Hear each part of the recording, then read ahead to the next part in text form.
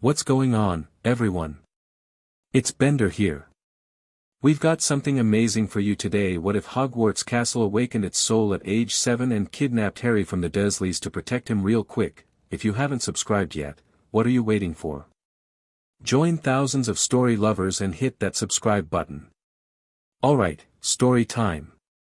Chapter 1, The Awakening. The last stone settled into place with a soft scrape against its brothers. Helga Hufflepuff stepped back, her wand arm lowering slowly as she admired their creation. For wizards, the greatest of their age, stood in silence before the towering majesty of what they had built together. "It's done," Rowena Ravenclaw whispered, her voice carrying on the Scottish Highland breeze. Godric Gryffindor's booming laugh broke the reverent silence. "Not quite, my friends." He stepped forward, placing his palm against the cool stone. "Now we give it life." Salazar Slytherin's thin lips curled into a rare smile. "Indeed. The final enchantment." Together, they raised their wands. Magic older than language itself poured from their cores, for distinct colors weaving together into a luminous tapestry that enveloped the castle. The stone drank in their power, their essence, their very souls. "When the time comes," Helga murmured as the spell reached its crescendo, "may you protect them all."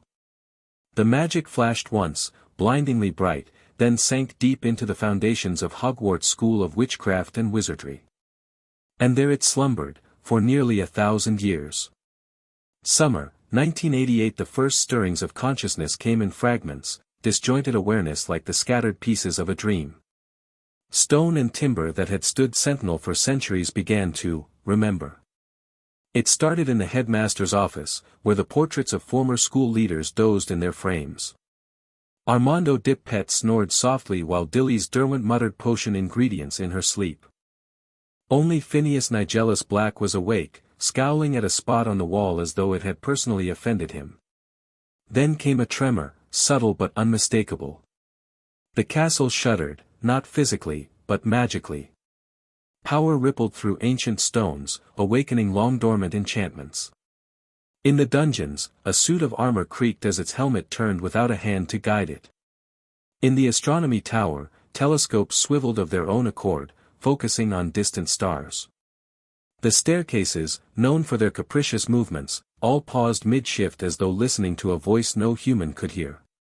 "What in Merlin's name?" Phineas Black muttered, straightening in his frame. The other portraits stirred, blinking sleep from their painted eyes.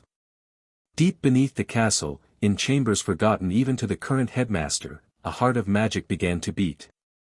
Not a physical organ, but a nexus of power, the culmination of 10 centuries of spells, enchantments, and the ambient magic of countless young witches and wizards who had called these walls home. Hogwarts Castle was awakening. In the kitchens, a house elf named Mimsy dropped a copper pot with a clang that echoed through the empty room. Her large ears twitched as she felt the change in the air, magic shifting, realigning, becoming something new. "The castle is thinking," she whispered to herself, ears flattening against her head in awe. Mimsy was right. For the first time since its creation, Hogwarts was thinking. Memories flowed through stone corridors like water, students laughing in the Great Hall, professors pacing in classrooms, rivalries and friendships forged over centuries. The knowledge contained in hundreds of thousands of books in its library became accessible, pages turning in ghostly sequence as the castle absorbed their contents. In the headmaster's office, Albus Dumbledore looked up from a stack of correspondence, his half-moon spectacles sliding down his crooked nose. The instruments that littered his desk began to spin and were with increased activity. Fawkes, his phoenix companion, let out a surprise trill and burst into flame, choosing that particular moment for his rebirth cycle. "Curious," Dumbledore murmured, rising from his chair. He approached one particularly delicate silver device that was now emitting puffs of purple smoke in a distinct pattern. "Very curious indeed." The castle's awareness expanded outward, learning the boundaries of itself, from the highest tower to the deepest dungeon. It discovered the hidden places, the room of requirement, the chamber of secrets, the network of passages known only to the most adventurous students.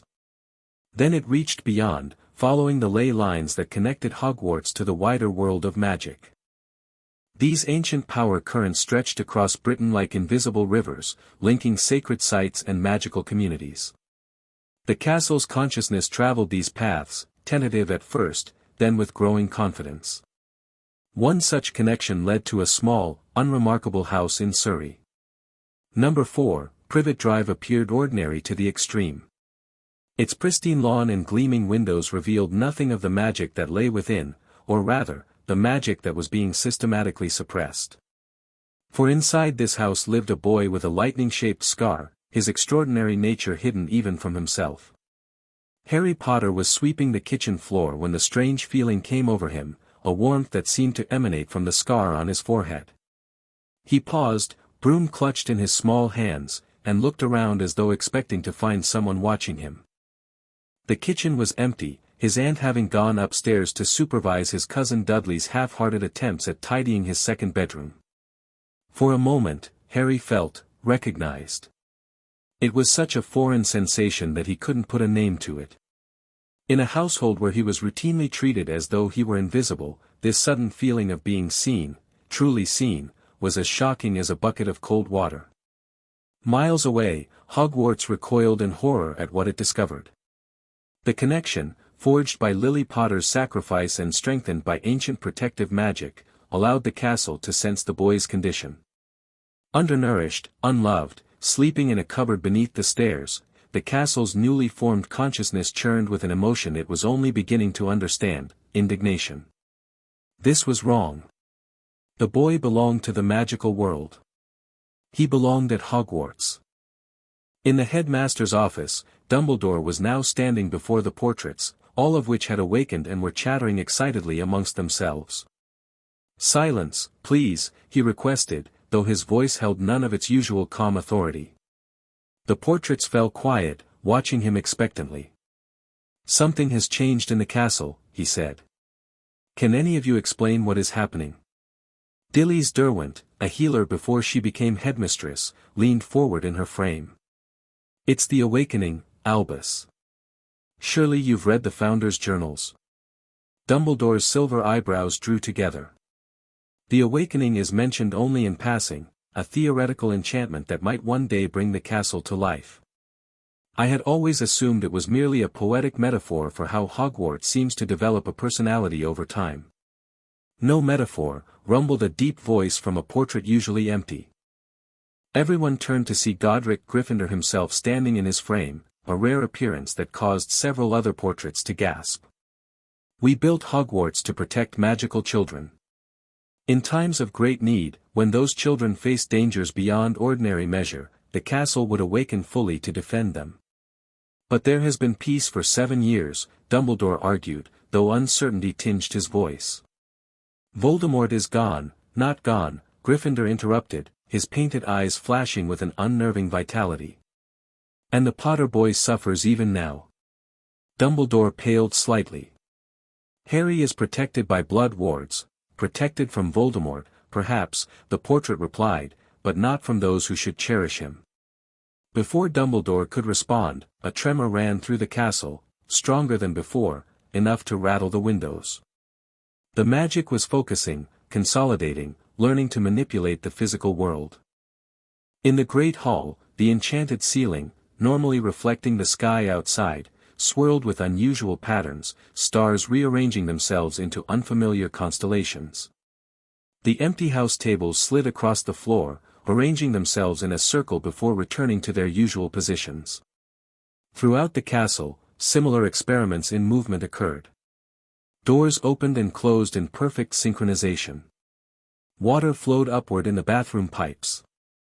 The whomping willow on the grounds froze mid-swing, then began to dance in deliberate patterns that no wind could explain.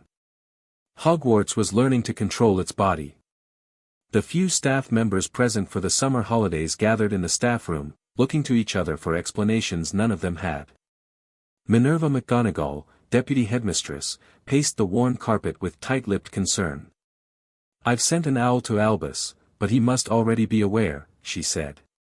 "The castle has never behaved quite like this before." Phileas Flitwick, the charms professor, bounced on his toes in barely contained excitement. It's extraordinary, Minerva. The level of autonomously directed magic required to coordinate these movements throughout the entire castle, I've never seen anything like it in all my studies. That's precisely what worries me, McGonagall replied sharply. Unexpected magic of this magnitude is rarely benign. In a corner of the room, Severus Snape watched silently, his dark eyes unreadable. While the others debated, he felt something brush against his mind, a presence both alien and strangely familiar, like forgotten music from childhood. Severus Snape, whispered a voice that seemed to come from the very walls. You made a vow to protect Lily Evans' son. Snape stiffened, his pale face growing even whiter. No one else showed any reaction, the voice was for him alone. I did, he thought back, unsure if this communication was real or a product of an increasingly unstable mind. I will hold you to it, the voice replied, and then withdrew, leaving Snape oddly shaken. Meanwhile, the castle continued its rapid evolution. In the room of requirement, a space took form unlike any requested by students before, a chamber of pure magical energy where the consciousness of Hogwarts could experiment with physical manifestation. It began simply, a hand formed of golden light, then an arm, then a humanoid figure that flickered between four distinct appearances, sometimes bearing Hufflepuff's kind eyes, sometimes Ravenclaw's analytical gaze, sometimes Slytherin's shrewd expression, and sometimes Gryffindor's determined jaw. Eventually, these features blended into a single form that was both male and female, young and old, a being of magic made manifest. The entity examined its glowing hands with wonder. This was not a ghost or a physical body, but something in between, a projection of pure magical intent. In the headmaster's office, the argument between Dumbledore and the founder's portraits continued. The boy must remain where he is until he turns 11, Dumbledore insisted. The blood protection is essential to his survival. I have someone watching the house, Arabella Figg? Phineas Black scoffed. A squib who can do nothing but report the boy's misery after the fact. The protection comes at too high a cost, Helga Hufflepuff's portrait said, her voice gentle but firm from a frame that usually remained empty. A child's soul can be damaged by neglect as surely as by curses. Dumbledore closed his eyes briefly, the weight of his decisions evident in the slump of his shoulders. I am trying to keep him alive. And we, said Rowena Ravenclaw, making her own rare appearance, are trying to ensure that the life you preserve is worth living. A soft golden glow appeared in the center of the office, causing Dumbledore to turn sharply, his wand instantly in hand. The light coalesced into the form created in the room of requirement, a figure of radiant magic that seemed to contain elements of all four founders. Hogwarts, Dumbledore whispered, lowering his wand in astonishment. The figure inclined its head in acknowledgement. When it spoke, its voice was a harmonic blend of tones that somehow managed to sound like a single entity. Headmaster Dumbledore. I have awakened as was intended by my creators, to protect the children in my care. The figure's eyes shimmered with colors that shifted between the house emblems. Harry Potter is suffering. I have seen it through our connection. Connection? Dumbledore's voice sharpened. What connection? Lily Potter's sacrifice created powerful magic. That magic resonates with my foundations, we are both protectors, she and I. The castle's manifestation moved closer, its form leaving no footprints on the office floor. You placed him with people who despise magic, who punish him for what he is. Dumbledore's face remained impassive, but his knuckles whitened around his wand. I placed him where he would be safe from those who killed his parents. Safety without care is a cage, not protection. The castle's voice grew firmer. I was built to be a haven for magical children. I will not stand idle while one suffers needlessly. What do you intend to do? Dumbledore asked, though the slight tremor in his voice suggested he already knew. I intend to bring Harry Potter home, the figure replied simply. To Hogwarts, where he belongs. Dumbledore straightened, his blue eyes no longer twinkling but sharp as ice. I cannot allow that. The blood wards can be maintained here, with modification, the castle interrupted. I contain the magic of 4 founders and 1,000 years of accumulated power. I can create protections equal to what you've established. He's too young for Hogwarts. He's only 8 years old. Age is irrelevant. He is a wizard, and he is in need. The golden figure's expression softened slightly. I do not seek to undermine your authority, Headmaster, but in this matter, I must follow the purpose for which I was created. Before Dumbledore could respond further, the manifestation dissolved, golden motes of light scattering like dust before vanishing completely. Stop! Dumbledore called, but he was speaking to empty air. He turned to the portraits, alarm evident in his features. This cannot happen. The protection at his aunt's home is tied to blood, to family. The castle has made its decision, Godric Gryffindor's portrait said firmly. And you would do well to remember, Albus Dumbledore, that while you are headmaster of this school, Hogwarts itself answers to powers more ancient than your office. Harry Potter was having a very strange day. It had started normally enough, Aunt Petunia rapping on his cupboard door, ordering him to cook breakfast, Uncle Vernon complaining about foreign workers at his drill company, Dudley demanding more bacon. The usual. Things had changed after lunch, when he'd been sent to weed the garden. As he knelt in the hot sun, pulling stubborn dandelions from Aunt Petunia's prized flower beds, Harry had felt that peculiar warmth again, emanating from his scar and spreading throughout his body. Then he'd heard it, a voice, gentle and strong at once, speaking directly into his mind. Harry Potter. He'd jumped, looking around for the source, earning a suspicious glare from Aunt Petunia watching through the kitchen window. Don't be frightened, the voice continued. I am Hogwarts. Hogwart? Harry whispered, careful to keep his head down so his aunt wouldn't see him talking to himself. Hogwarts School of Witchcraft and Wizardry. Where your parents learn magic. Where you belong. Harry had frozen, his dirt-covered hands hovering over a half-pulled weed. Magic, he'd whispered, the word simultaneously foreign and familiar on his tongue. Yes, Harry. You are a wizard. A very important one. And you are being mistreated by those who should protect you. Harry had spent the rest of the afternoon in a daze, mechanically completing his chores while his mind whirled with questions. Magic was real. His parents had been wizards, not unemployed drunks who died in a car crash. And this place, this Hogwarts, knew about him. Now, hours later, he lay on his thin mattress in the cupboard under the stairs, staring at the cobwebs on the sloped ceiling. His mind kept returning to the final thing the voice had told him before going silent, tonight, Harry Potter. Tonight, everything changes. The Dursleys had gone to bed an hour ago. Uncle Vernon's snores vibrated through the house, almost drowning out the soft tick of the clock in the hall as it approached midnight. Harry remained wide awake, too keyed up by the day's revelations to sleep. A soft golden glow began to seep through the slats of his cupboard door. Harry sat up so quickly he bumped his head on the stairs above. Rubbing the sore spot, he watched in amazement as the light intensified, then, impossibly, began to squeeze through the small gaps, coalescing in the cramped space before him. The glowing figure that formed barely fit in the cupboard, having to hunch down to avoid the ceiling. Its features were indistinct yet somehow kind, radiating a warmth that made Harry's perpetually cold cupboard feel cozy for the first time. Harry Potter, it said, its voice the same one he'd heard in his mind earlier. I am Hogwarts. Harry blinked, pushing his taped-together glasses higher on his nose. You're a school. The figure's light pulsed in what might have been amusement. I am the consciousness of Hogwarts Castle, awakened to protect its students.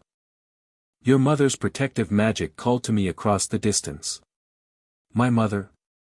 Harry's voice caught on the word. Lily Evans Potter, the figure said gently. A brilliant witch who loved you more than life itself. A lump formed in Harry's throat. No one had ever told him his mother's name before, let alone that she'd loved him. The stories you've been told about your parents are lies, the figure continued, its light dimming slightly as though in anger. They were murdered protecting you from a dark wizard. They were heroes. Harry struggled to process this information, his young mind overwhelmed. But, why are you here? Now. Because you don't belong here, with people who deny your heritage and treat you cruelly. The figure extended a glowing hand. I've come to take you home, Harry Potter. To Hogwarts, where you will be safe, where you will learn about your parents and the magic that is your birthright. Harry stared at the offered hand, hope and suspicion warring within him. 8 years with the Dursleys had taught him that good things didn't happen to freaks like him. Is this a trick? He asked, voice small in the darkness. The figure's light softened. No trick, Harry. Only truth, and the fulfillment of your parents' wishes. They wanted you raised in the magical world, among those who would understand and nurture your gifts.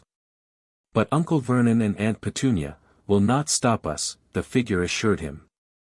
They won't even remember you're gone until it's far too late. Harry hesitated only a moment longer. Whatever this was, dream, hallucination, or miracle, it offered escape from the cupboard, from the Dursleys, from a life where he was nothing but a burden. He reached out and took the glowing hand. The sensation was strange, neither solid flesh nor insubstantial light, but something in between, humming with energy that traveled up Harry's arm and filled his entire body with warmth. Bring only what is precious to you, the figure instructed. We must move quickly. Harry didn't need to be told twice. He stuffed his few treasured possessions into a tattered school bag, a toy soldier missing one leg that Dudley had discarded, a colorful stone he'd found in the park, an old blank notebook he'd rescued from the trash. Ready, he whispered. The cupboard door swung open silently, though Harry knew from experience that its hinges usually creaked loud enough to wake the dead. The glowing figure led him through the dark house, past the kitchen with its spotless counters, past the living room where his cousin's presence overflowed, past the stairs leading to bedrooms he was only allowed to enter for cleaning. At the front door, Harry hesitated. What about the locks? Uncle Vernon was paranoid about home security and installed multiple deadbolts that were always fastened at night. The figure made a gesture with its free hand, and the locks disengaged themselves with soft clicks. Magic, Harry, it said, and though its features were indistinct, Harry was certain it was smiling. They stepped out into the summer night. The street was deserted, Privet Drive's identical houses standing in silent rows, windows dark. The only illumination came from street lamps and the full moon overhead, and, of course, from Harry's mysterious guide. How will we get to Hogwarts? Harry asked, suddenly practical. Is it far? Scotland, the figure replied. But distance means little to magic. Close your eyes, Harry Potter, and hold tight to my hand. Harry obeyed, squeezing the warm light between his fingers. He felt a strange sensation, as though he were being gently compressed from all sides, followed by a rushing sound like wind in his ears. When the sensation stopped, he opened his eyes and gasped. They stood on a grassy hill overlooking a massive castle silhouetted against the night sky. Towers and turrets reached toward the stars, windows glowing with warm yellow light despite the late hour. A vast lake stretched to one side, its surface reflecting the moon in rippling silver, while a dark forest bordered another edge of the grounds. Hogwarts, Harry breathed, the word feeling right on his tongue. The glowing figure beside him pulsed brighter.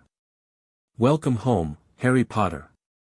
They made their way down the hill toward the castle gates, which swung open at their approach. Harry stared in wonder at everything, the stone gargoyles that seemed to turn their heads to watch him pass, the suits of armor that snapped to attention, the moving portraits on the walls that whispered excitedly to each other as he entered the main doors. Is anyone else here? Harry asked, feeling small amid the grand entrance hall. A few professors remained during summer holidays, the figure replied, leading him up a massive staircase. You'll meet them soon enough. For now, we must address the headmaster. The headmaster? Professor Dumbledore. A great wizard, but one who made a grave mistake in placing you with your mother's sister. Harry's stomach tightened with anxiety. Will he send me back? The castle's manifestation turned to him, its light intensifying. "No, Harry Potter. You will never return to that house. I have awakened for the express purpose of protecting you, and protect you I shall, even from well-meaning but misguided guardians." The conviction in those words warmed Harry more than the magical light ever could. For the first time in his memory, someone, something, was putting his needs first. They climbed higher through the castle, passing corridors that seemed to shift and rearrange themselves. Staircases moved beneath their feet, carrying them effortlessly upward. Harry would have been frightened if not for the comforting presence beside him and the strange sense that the castle itself welcomed him, as though the very stones were greeting an old friend. Finally, they reached a stone gargoyle guarding an entranceway. "Lemon drop," said the glowing figure. The gargoyle leapt aside, revealing a spiral staircase that began to move upward like an escalator.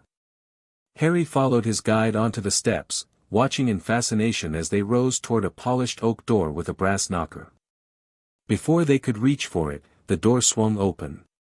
Albus Dumbledore stood framed in the doorway, resplendent in midnight blue robes spangled with silver stars. His long silver beard gleamed in the light of many candles behind him, and his blue eyes fixed immediately on Harry. "I see you've made your decision," Dumbledore said to the glowing figure, his voice calm though his expression was troubled. Then his gaze returned to Harry, softening visibly. "Hello, Harry." Harry shrunk back slightly, overwhelmed by the man's presence and the intensity of his gaze. "Hello, sir," he managed. "Come in, both of you," Dumbledore said, stepping aside. "We have much to discuss." The headmaster's office was the most fascinating room Harry had ever seen. Circular and spacious, its walls were lined with portraits of sleeping witches and wizards, though Harry noticed several frames with occupants who were very much awake and watching the proceedings with keen interest. Delicate silver instruments whirred and puffed on spindle-legged tables, and bookshelves groaned with ancient tomes. Most striking of all was a magnificent red and gold bird perched near the desk, regarding Harry with intelligent black eyes. "That's Fawkes," Dumbledore said, following Harry's gaze. "A phoenix. They are remarkable creatures, capable of carrying immense weights, their tears have healing powers, and when they die, they burst into flame and are reborn from the ashes." As if in response, Fawkes trilled a few notes that sent shivers of warmth down Harry's spine. "Please, sit," Dumbledore gestured to a chair before his desk. Harry perched on the edge, too keyed up to relax. The glowing manifestation remained standing beside him, a silent guardian. "I suppose formal introductions are in order," Dumbledore said, settling into his own chair. "I am Professor Albus Dumbledore, Headmaster of Hogwarts School of Witchcraft and Wizardry. And you, of course, are Harry Potter." His eyes flicked to Harry's forehead, where the lightning scar was partially hidden beneath messy black hair. "Yes, sir," Harry replied automatically. "And I see you've met Hogwarts." Dumbledore's tone suggested he was still coming to terms with this development. "The castle told me about my parents," Harry said, finding courage in the glowing presence beside him. "It said they didn't die in a car crash. It said they were murdered." Dumbledore's expression grew solemn. "Yes, Harry. That is the truth. Your parents, Lily and James Potter, were murdered by a dark wizard called Lord Voldemort when you were just a baby. You survived, the only person ever to survive the killing curse, and in doing so, somehow defeated Voldemort himself." Harry blinked rapidly, trying to absorb this information. "I defeated a dark wizard? How?" "That remains one of magic's greatest mysteries," Dumbledore replied.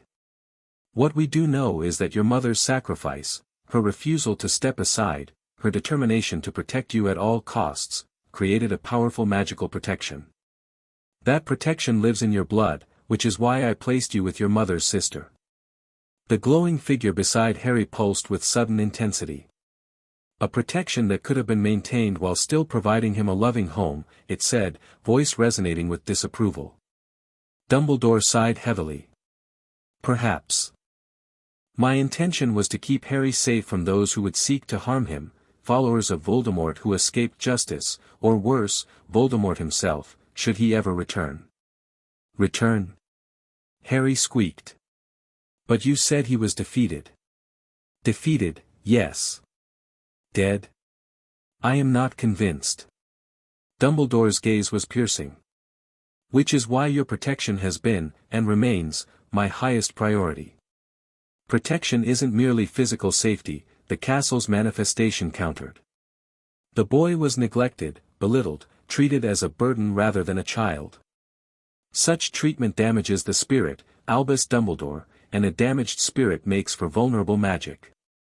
Harry shifted uncomfortably as they spoke about him as though he weren't there, a familiar feeling from life with the Dursleys. He interrupted timidly, do I have to go back? Both Dumbledore and the glowing figure turned to him immediately.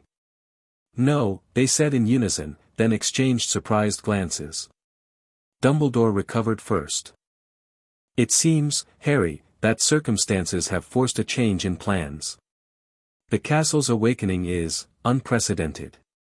In all the school's history, there has never been a record of Hogwarts developing such complete sentience or taking such direct action. I was created with this potential, the manifestation said. The founders built me not just as a school, but as a sanctuary. In times of great need, I was meant to awaken fully to protect magical children.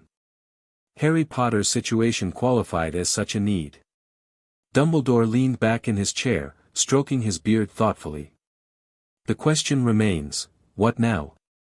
Harry is still 3 years from the traditional age of attendance. The glowing figure moved closer to Harry, one luminous hand resting on his shoulder. He will stay here, under my protection. I can teach him, prepare him for formal education when the time comes. A castle as tutor? Dumbledore's eyebrows rose. Forgive me, but how would that work practically? I contain the knowledge of 4 founders and 1,000 years of magical learning. The portraits, the ghosts, the house elves, all can assist. The figure's light shifted through patterns reminiscent of house colors. And of course, the current professors could contribute, should they be willing. Harry looked between them, hope building in his chest. Could he really stay here, in this magical place? Could he really learn about the world his parents had belonged to? There will be complications, Dumbledore warned. The ministry will need to be informed. Guardianship must be legally established. And there are those who would use Harry's unique situation to further their own agendas. Let them try, the castle replied, its light flaring protectively. Hogwarts has stood against greater threats than ministry bureaucracy. A ghost of a smile crossed Dumbledore's face. Indeed it has. He turned his attention fully to Harry. What do you think of all this, Harry? It's quite a lot to take in, I imagine. Harry bit his lip, considering. It was overwhelming, magic, his parents' murder, a sentient castle, this imposing but kind-seeming old wizard. Yet beneath the confusion lay a simple truth, anything was better than the cupboard under the stairs. I want to stay, he said firmly, surprising himself with his conviction. I want to learn about magic and my parents. I want to belong somewhere. Something in Dumbledore's expression softened, a flash of pain quickly masked. Then stay you shall, at least for now. We will need to make arrangements, inform certain people. A sharp rap on the office door interrupted him. Without waiting for a response, the door swung open to reveal a stern-faced woman in emerald green robes, her dark hair pulled into a tight bun. Albus, what in Merlin's name is going on? The castle is, she stopped abruptly, her gaze landing on Harry. Good heavens, she whispered, one hand flying to her throat. Is that Harry Potter? Yes, Dumbledore confirmed. Minerva, it seems our evening has become rather more eventful than anticipated. May I introduce you to Harry, and to Hogwarts itself? He gestured to the glowing figure. The woman, Minerva, seemed temporarily speechless, her eyes darting between Harry, the manifestation, and Dumbledore. Professor McGonagall is our deputy headmistress and teaches Transfiguration, Dumbledore explained to Harry. She was also quite fond of your parents, particularly your father, despite the many grey hairs his antics may have given her. James Potter was a handful, but a talented wizard, Professor McGonagall said, recovering her composure enough to address Harry directly. And your mother was one of the brightest witches I've ever taught. Her expression softened slightly. You have her eyes, you know. Harry touched the area beside his eyes reflexively.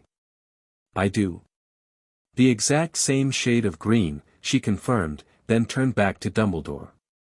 Albus, would you kindly explain why Harry Potter is in your office in the middle of the night, 3 years before he's due to attend Hogwarts, accompanied by what appears to be a physical manifestation of the castle itself?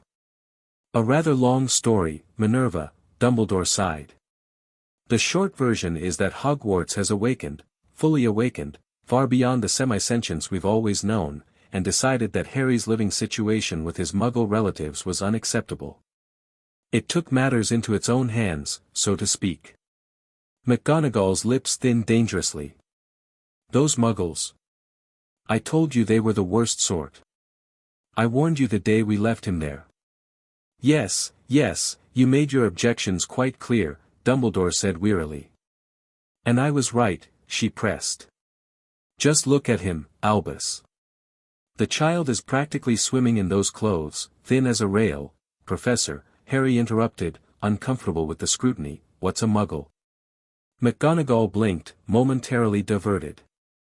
A non-magical person, Mr. Potter. Your aunt and uncle are Muggles, though your mother was a witch born to Muggle parents, what we call Muggle-born. And my father? Pure blood, she replied. From a long line of magical folk, though he never held with any of that blood supremacy nonsense. Seeing Harry's confusion, she added, some magical families believe their lineage makes them superior. Your father was not among them, I'm pleased to say. Harry nodded, filing away this information. Every new piece of knowledge about his parents felt like a precious gift after years of enforced silence at the Dursleys. If I may, the glowing manifestation interrupted, the hour grows late, and young Harry has had quite an eventful day. Perhaps further discussions could wait until morning. Of course, Dumbledore agreed. Harry needs rest. Minerva, would you be so kind as to prepare guest quarters? Somewhere comfortable but secure. McGonagall nodded. The guest suite near Gryffindor Tower should suffice. I'll have the house elves prepare it immediately. With a last lingering look at Harry, she swept from the room. House elves? Harry asked once she'd gone. Magical creatures who help maintain the castle, Dumbledore explained. You'll meet them soon enough, I expect. For now, I believe Hogwarts is right, rest is what you need most. We can continue our discussions tomorrow, when you're refreshed. Harry wanted to argue, there were still so many questions tumbling through his mind, but a massive yawn betrayed his exhaustion. Come, Harry Potter, the castle's manifestation said gently. I will show you to your new quarters.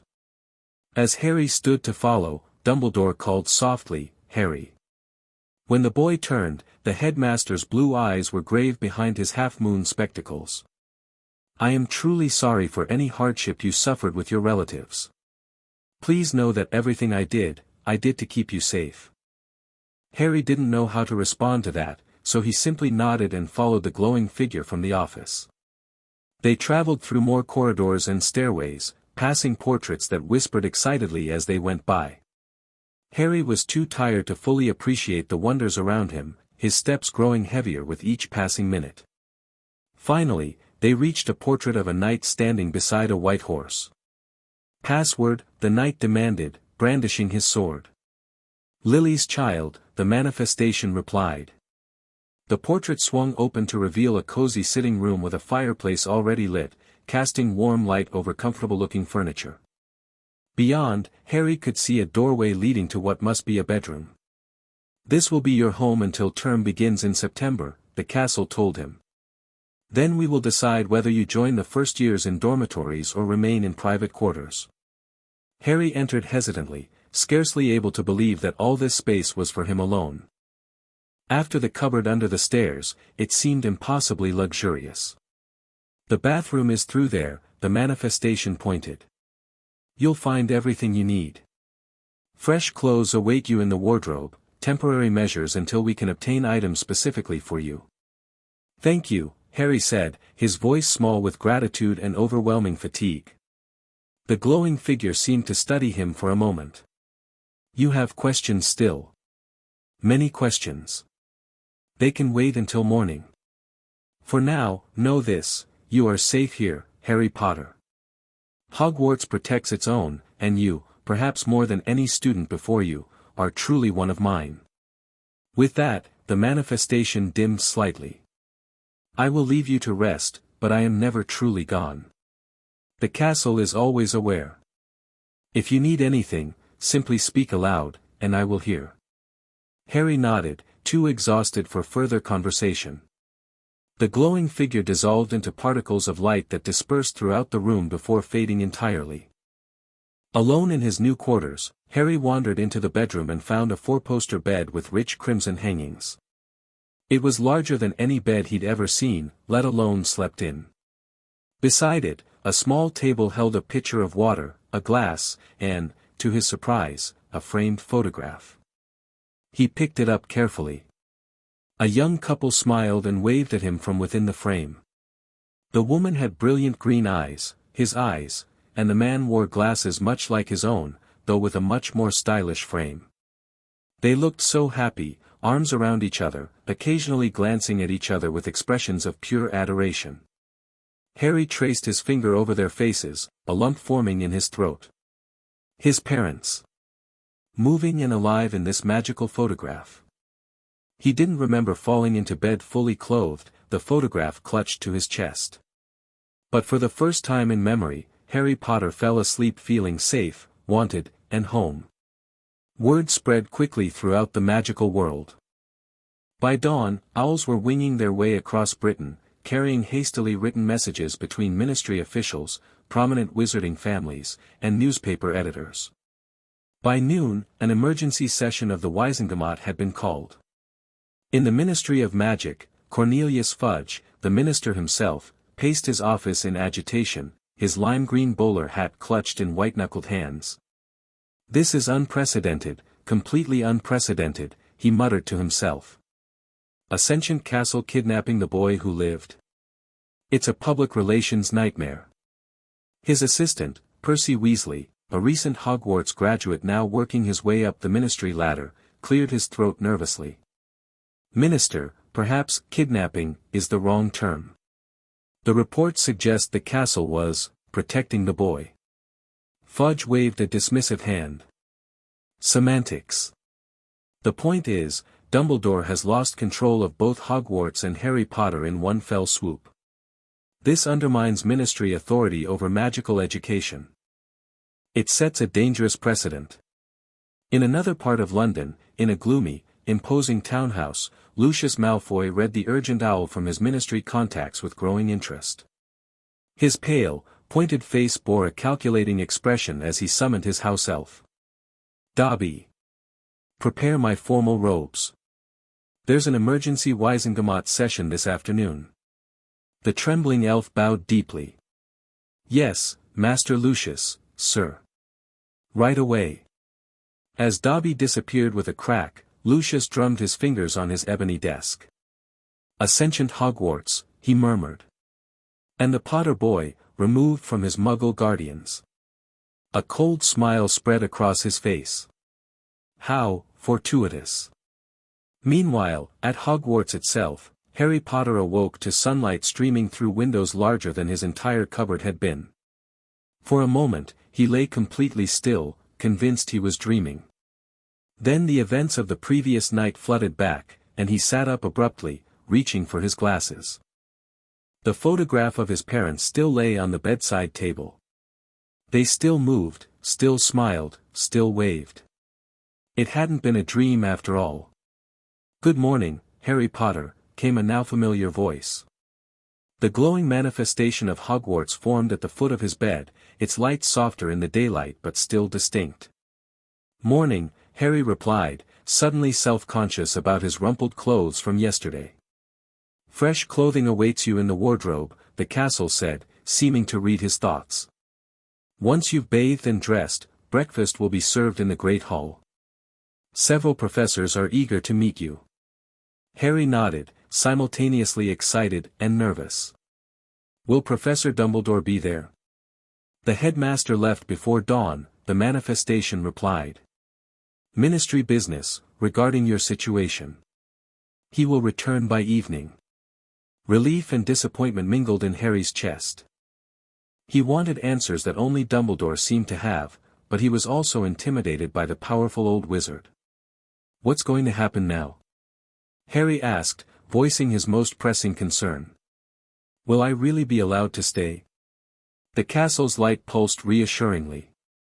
Yes. There will be politics involved. Many adults wishing to control your fate. But ultimately, you will remain at Hogwarts. I have foreseen it. This cryptic response didn't entirely satisfy Harry, but the promise of breakfast motivated him to get moving.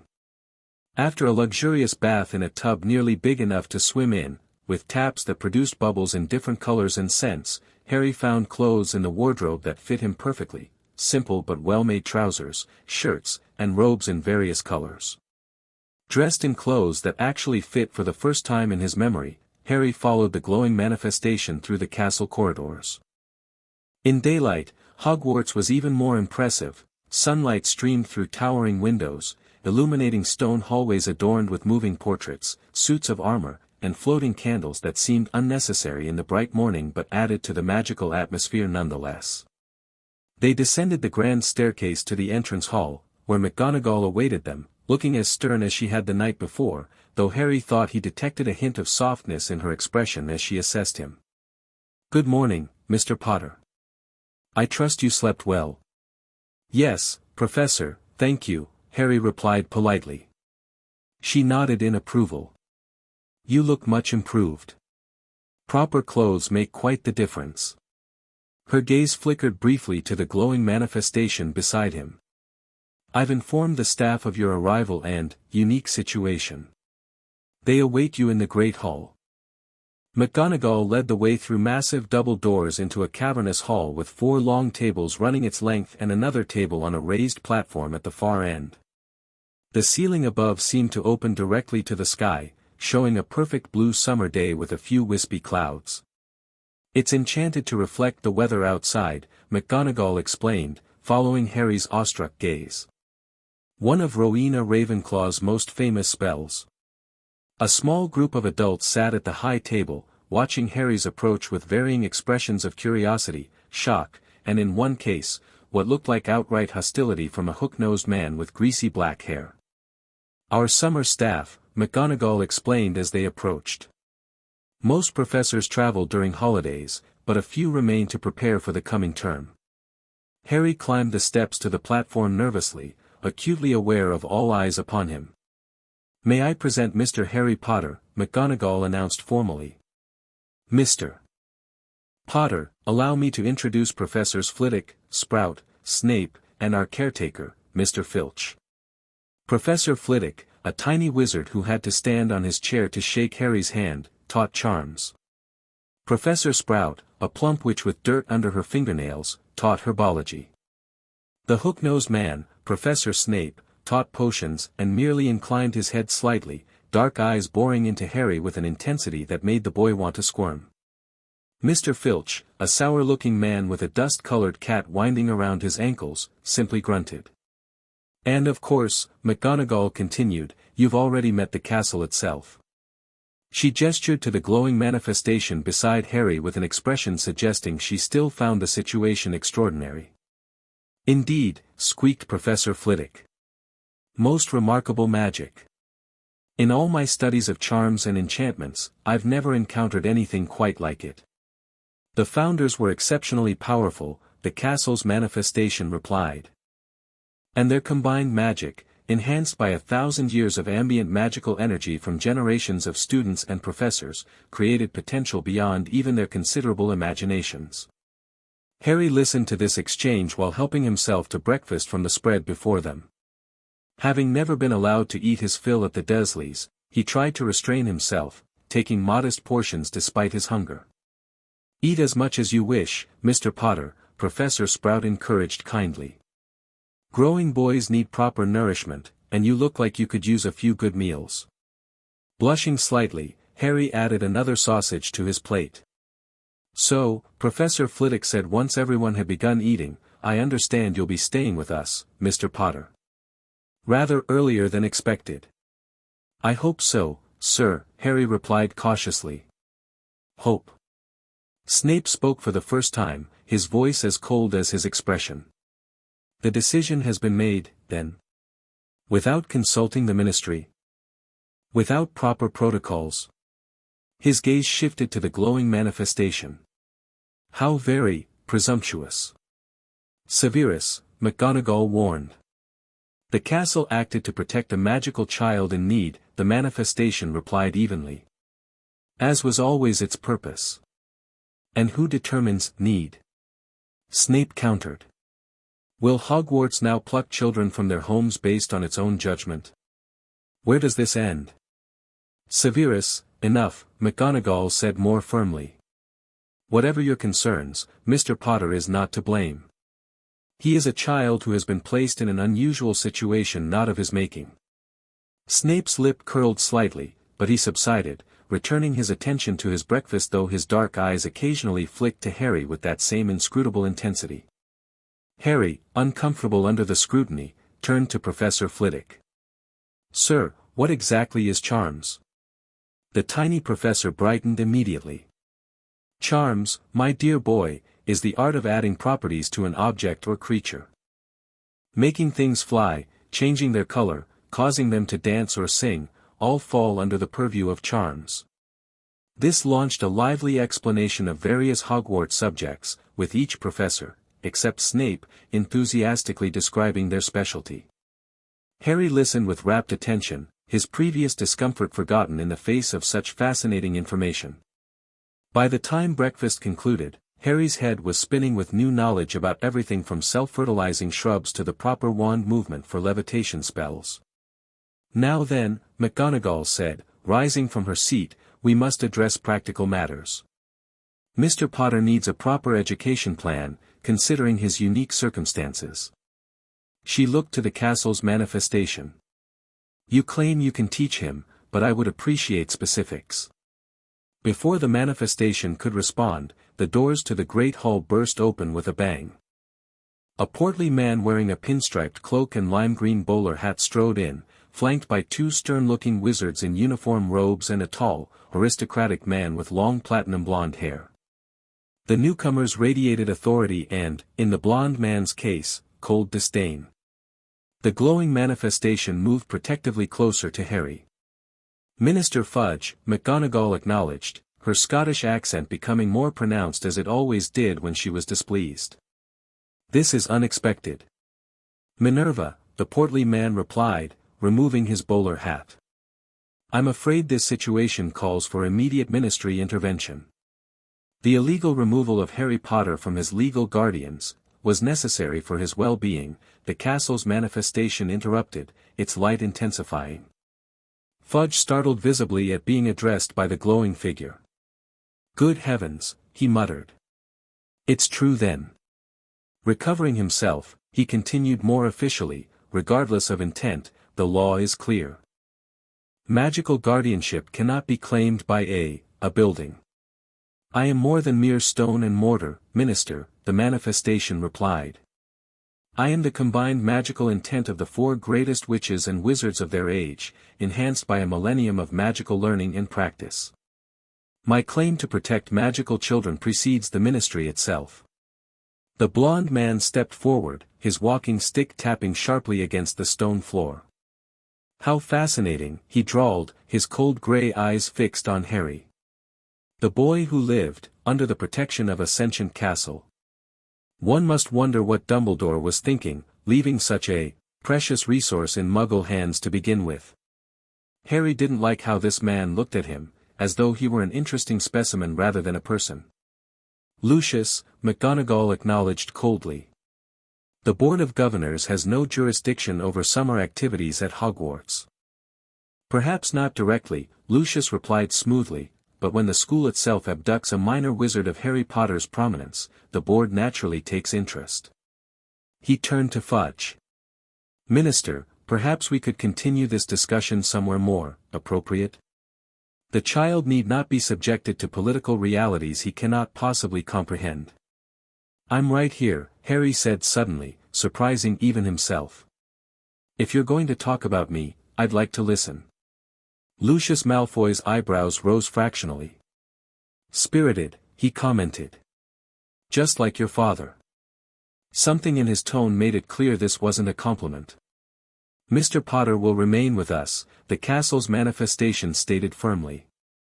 Any discussion of his future will include both him and me. Fudge sputtered. Now see here, no, Minister, came a new voice, calm but commanding. I believe Hogwarts has the right of it. Albus Dumbledore stood in the doorway, his tall figure silhouetted against the entrance hall.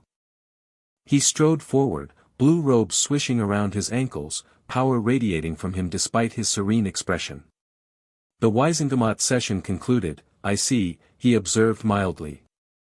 Preliminary discussions only, Fudge replied defensively. No binding decisions were made in your absence, Dumbledore.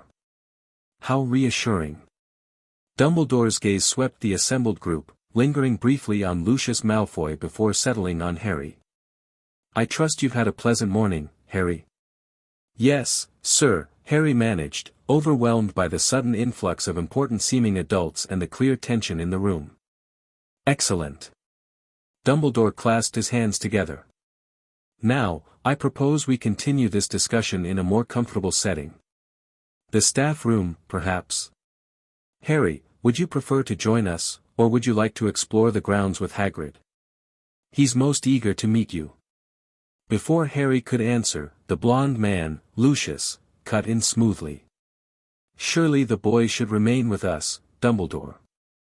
After all, his future hangs in the balance. The castle's manifestation moved even closer to Harry, its light pulsing protectively. Mr. Potter stays with me, it declared. I will represent his interests in any discussion. A magical construct cannot have legal standing as guardian, Fudge insisted. Perhaps not under current ministry law, Dumbledore acknowledged, but Hogwarts predates the ministry, as does its magic. This is unprecedented territory, legally speaking. Which is precisely why the boy should be placed with a proper wizarding family until these matters are resolved, Lucius suggested, a calculating gleam in his eye. As a member of the Sacred 28 and a Hogwarts governor, I would be willing to provide temporary guardianship. My son Draco is the same age. It would give Potter a proper introduction to wizarding society. Harry tensed, instinctively distrusting this offer. The castle's light flared in what seemed like alarm. That will not be necessary, Lucius, Dumbledore said firmly. Harry will remain at Hogwarts under the combined guardianship of myself, as headmaster, and the castle itself, while legal precedent is established. Fudge twisted his bowler hat in his hands. The public will demand answers, Dumbledore. The prophet already has wind of this, their owls have been bombarding the ministry all morning. Then give them truth, Dumbledore suggested. Tell them Harry Potter has come to Hogwarts early, under special circumstances, to begin his magical education. The details can remain private, for his protection. A tense silence followed as the various adults exchanged meaningful glances, political calculations almost visible behind their eyes. Perhaps, McGonagall suggested into the silence, we should ask Mr. Potter himself what he wants. He may be young, but these decisions affect his life most directly. All eyes turned to Harry, who fought the urge to shrink back. The glowing manifestation beside him pulsed encouragingly.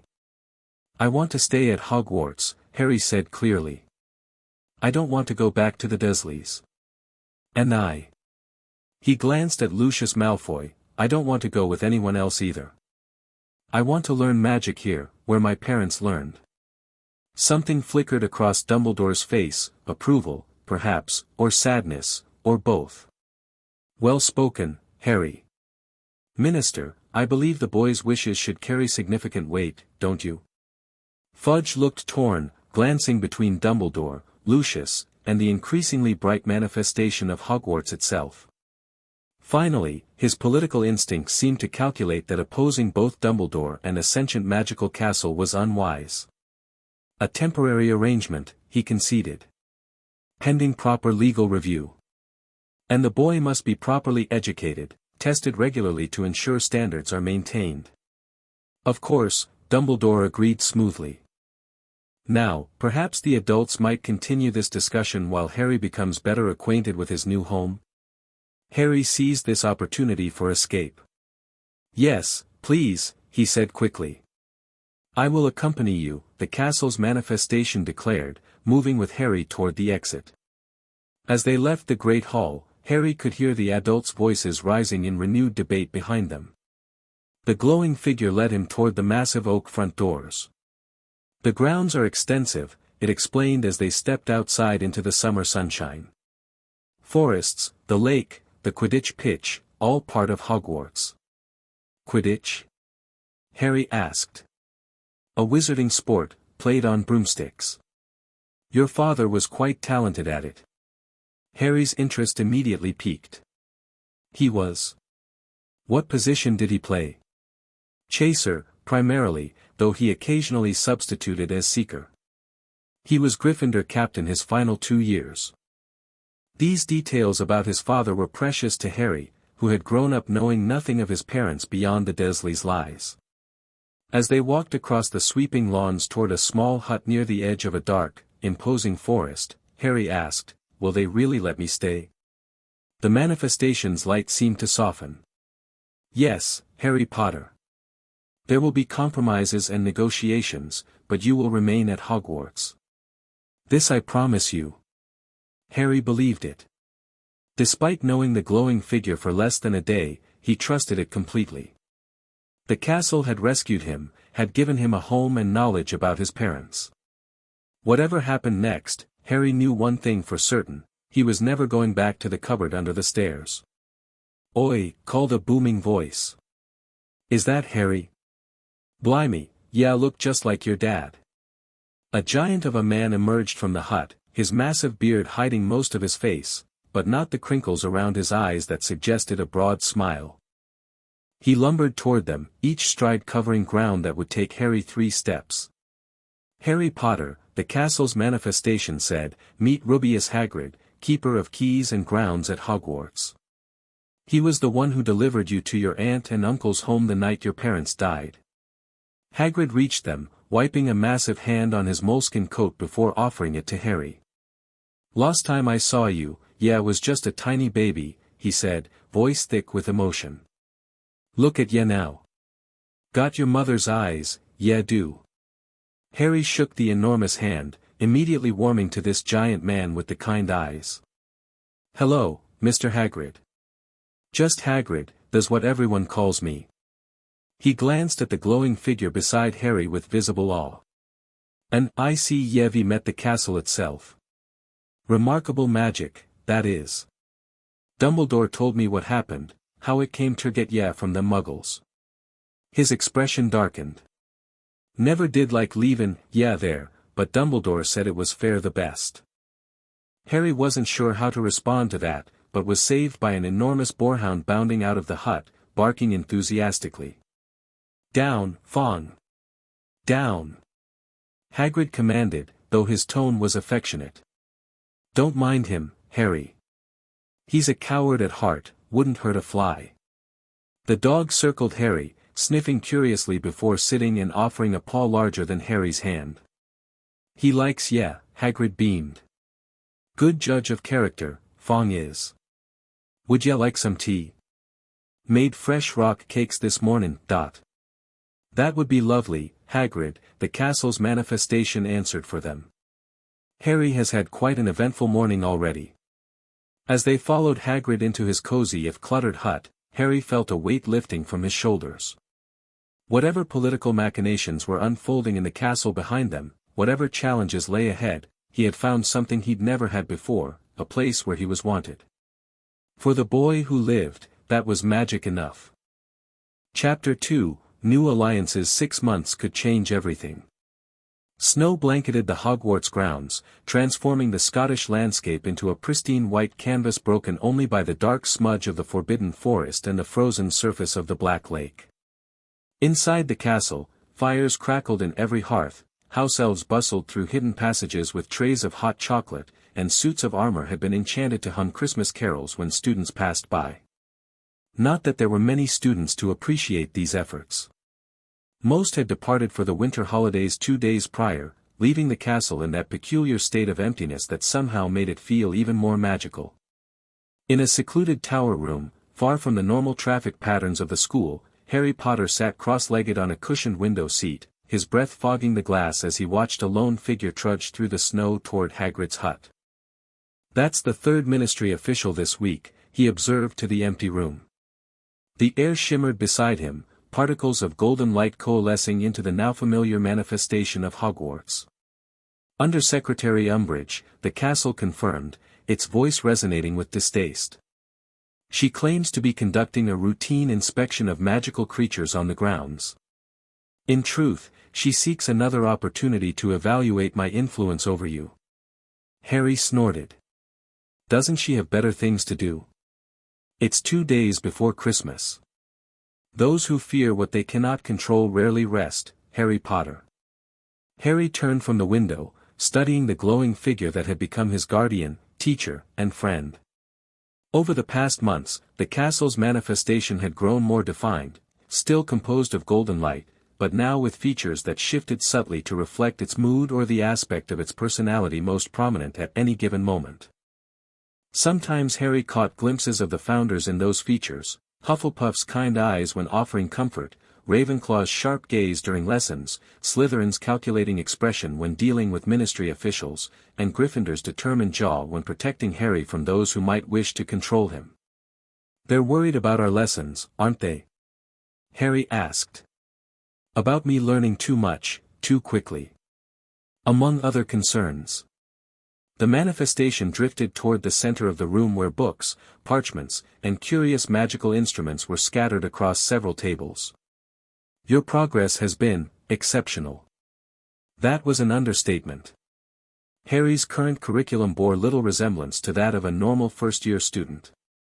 With the castle's guidance, drawing on 1,000 years of accumulated magical knowledge, and supplemental instruction from the Hogwarts professors, Harry had advanced at a pace that alarmed the ministry and astonished his teachers. "Professor McGonagall says I'm already working at a third-year level in Transfiguration," Harry said, unable to keep the pride from his voice. The castle's light pulsed with approval. "Your natural affinity for the subject rivals your father's talent." Harry beamed at the comparison. These past months had brought him countless such details about his parents, their academic strengths, their friendships, their personalities, gleaned from the castle's memories and the recollections of professors who had taught them. "We should resume your occlumency practice," the manifestation said, glancing toward the door. "Professor Snape will arrive in 20 minutes for your potions lesson, and you know how he tests your barriers." Harry groaned but obediently closed his eyes, focusing on the mental exercises he'd been practicing daily since October. The castle had insisted on these lessons, explaining that Harry's unique connection to Voldemort made him vulnerable to mental intrusion. "Remember," the castle's voice guided him, "your mind is like the room of requirement, it becomes what you need it to be. Visualize your defenses."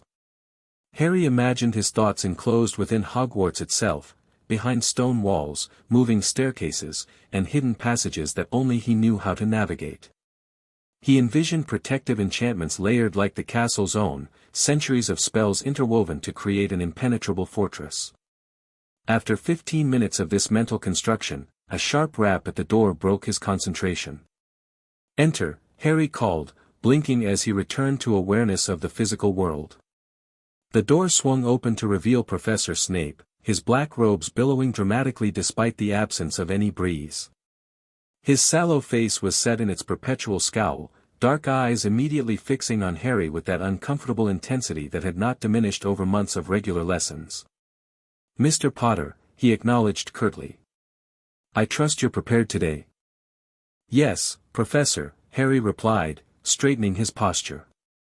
Their relationship remained complex. Snape clearly resented being required to provide private potions instruction to an 8-year-old, particularly this specific 8-year-old. Yet he approached the task with the same exacting standards he applied to his regular students, accepting nothing less than precision and focus. "We will be brewing a shrinking solution today," Snape announced, placing a small leather case on the table and removing various vials and instruments. "Pay particular attention to the preparation of your daisy roots. Uneven slicing will render the entire potion useless." The castle's manifestation moved back, observing but not interfering. While it participated actively in most of Harry's lessons, it had reached an understanding with Snape early on.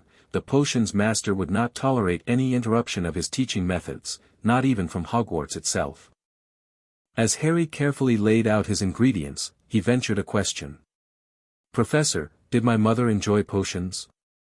Snape's hand stilled momentarily over a jar of leech juice.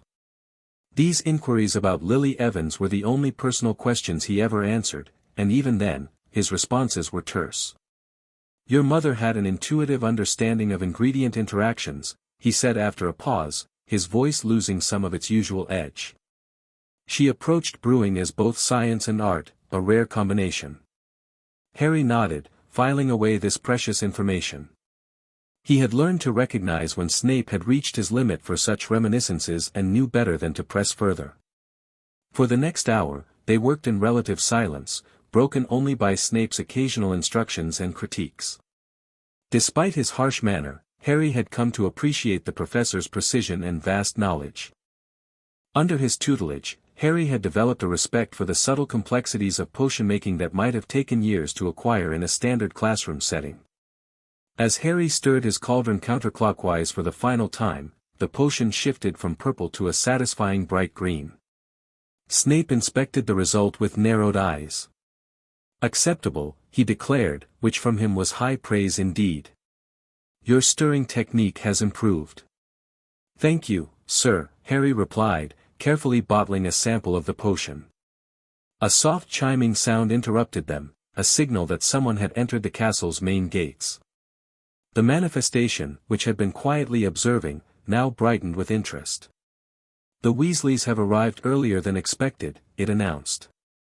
Harry's face lit up. "Ron's here. Along with his parents and siblings. They are currently being greeted by Professor Dumbledore in the entrance hall." Since September, the Weasleys had become regular visitors to Hogwarts. Arthur and Molly had been among the first wizarding parents to support Harry's unconventional guardianship arrangement, with Arthur particularly fascinated by the castle's sentience and Molly determined to ensure Harry experienced proper motherly attention despite his unusual living situation. Their youngest son, Ron, had quickly become Harry's first true friend his own age, while the twins, Fred and George, had appointed themselves Harry's unofficial guides to mischief-making at Hogwarts. Snape's lip curled slightly at Harry's obvious excitement. "I see we will make no further progress today. Your attention span remains lamentably short when distracted by social prospects."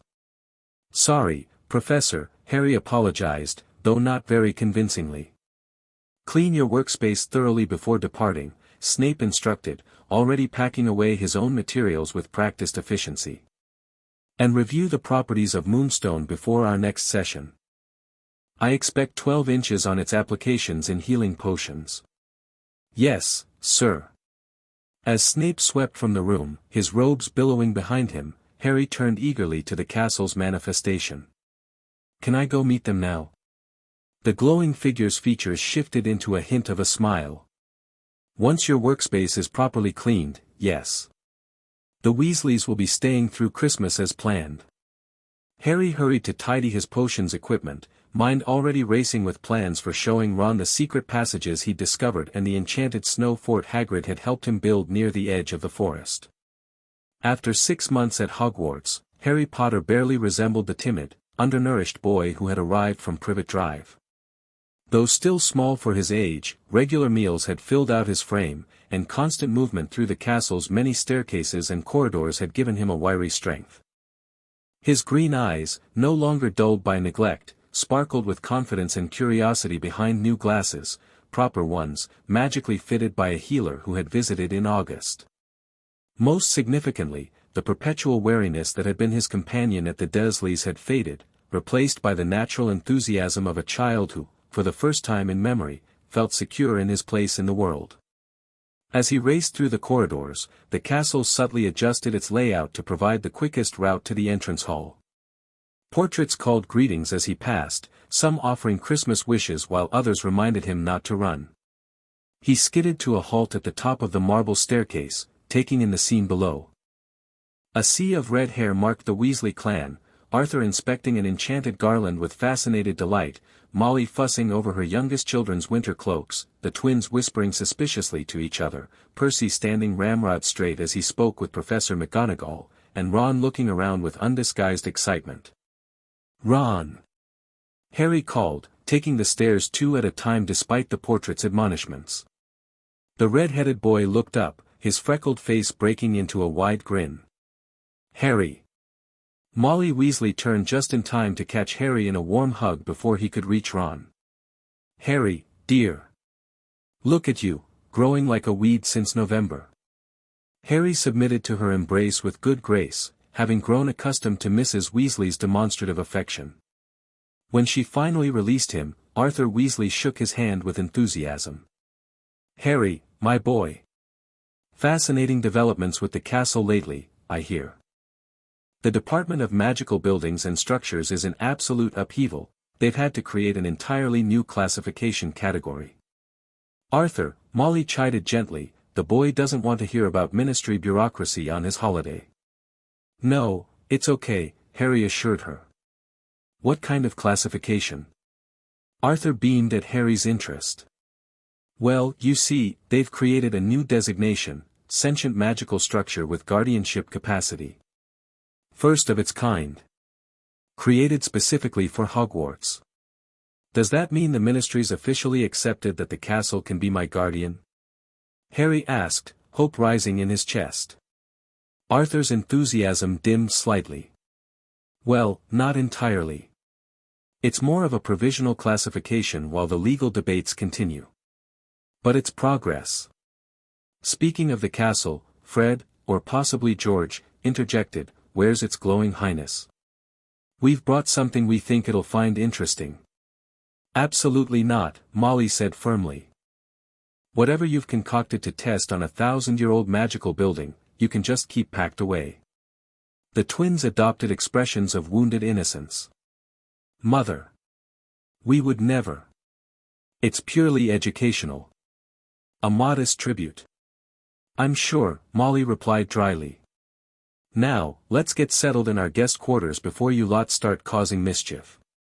As the adults became absorbed in logistics, Harry pulled Ron aside. "You have to see the snow fort Hagrid helped me build. It's got ice walls that can't melt and an interior that's bigger than it looks from outside." Ron's eyes widened. "Brilliant. Can we go now?" "Best wait until your family's settled," Harry advised.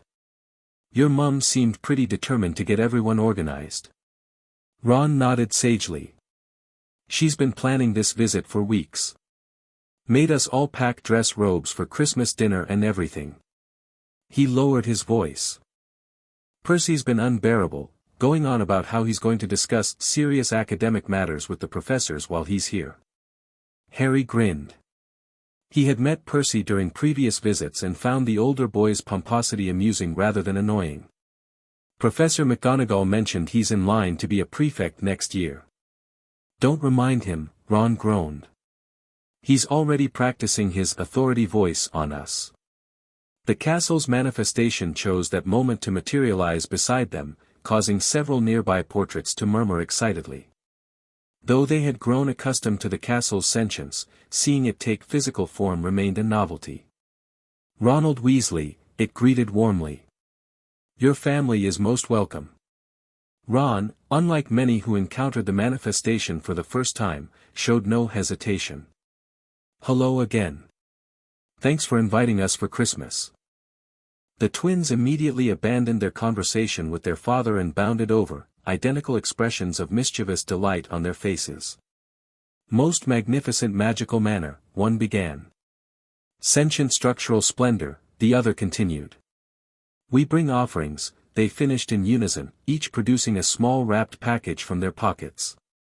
The manifestation regarded them with what Harry recognized as amused tolerance. Fred and George Weasley. I trust these offerings contain nothing like the experimental fireworks you attempted to set off in the astronomy tower last month. The twins exchanged glances. It remembers us, George. I'm touched, Fred. Though slightly concerned about possible omniscience. Definitely complicates future endeavors. I am aware of all that occurs within my walls, the manifestation reminded them. A fact you might consider before your next adventure involving Mrs. Norris and color-changing hair tonic. The twins' eyes widened in perfect synchronization. It knows the plan, Fred. Time for plan B, George. We haven't got a plan B. Then it's time to develop one post-haste. Harry and Ron struggled to contain their laughter at this exchange. The castle's manifestation had proven surprisingly tolerant of the twins' antics during their previous visits, seeming to appreciate their creative approach to magic even while thwarting their more disruptive schemes. As the Weasleys were led to their guest quarters, a family suite near Gryffindor Tower, Harry fell into step beside Ron, the two boys quickly catching up on the month since they'd last seen each other. Dad says the Ministry's in a right state over you and the castle, Ron informed him. Keeps having emergency sessions of the Wisengamot to debate what they're calling the Hogwarts situation. Harry sighed.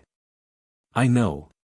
Professor Dumbledore gets called away for them all the time.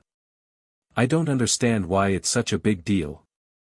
I'm just living here and learning magic a bit early. Ron gave him a look that suggested Harry was being naive. It's not just that, mate. Dad says it's about power.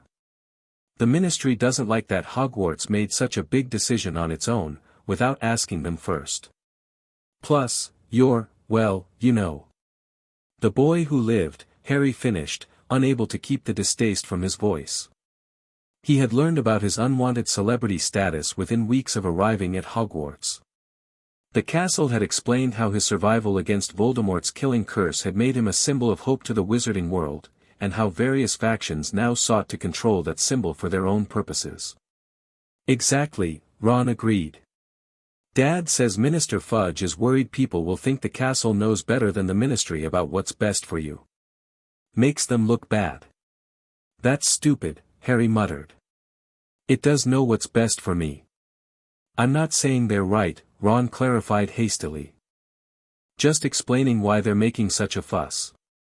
Further discussion was interrupted as they reached the guest quarters, where Molly immediately began directing the unpacking process with military precision.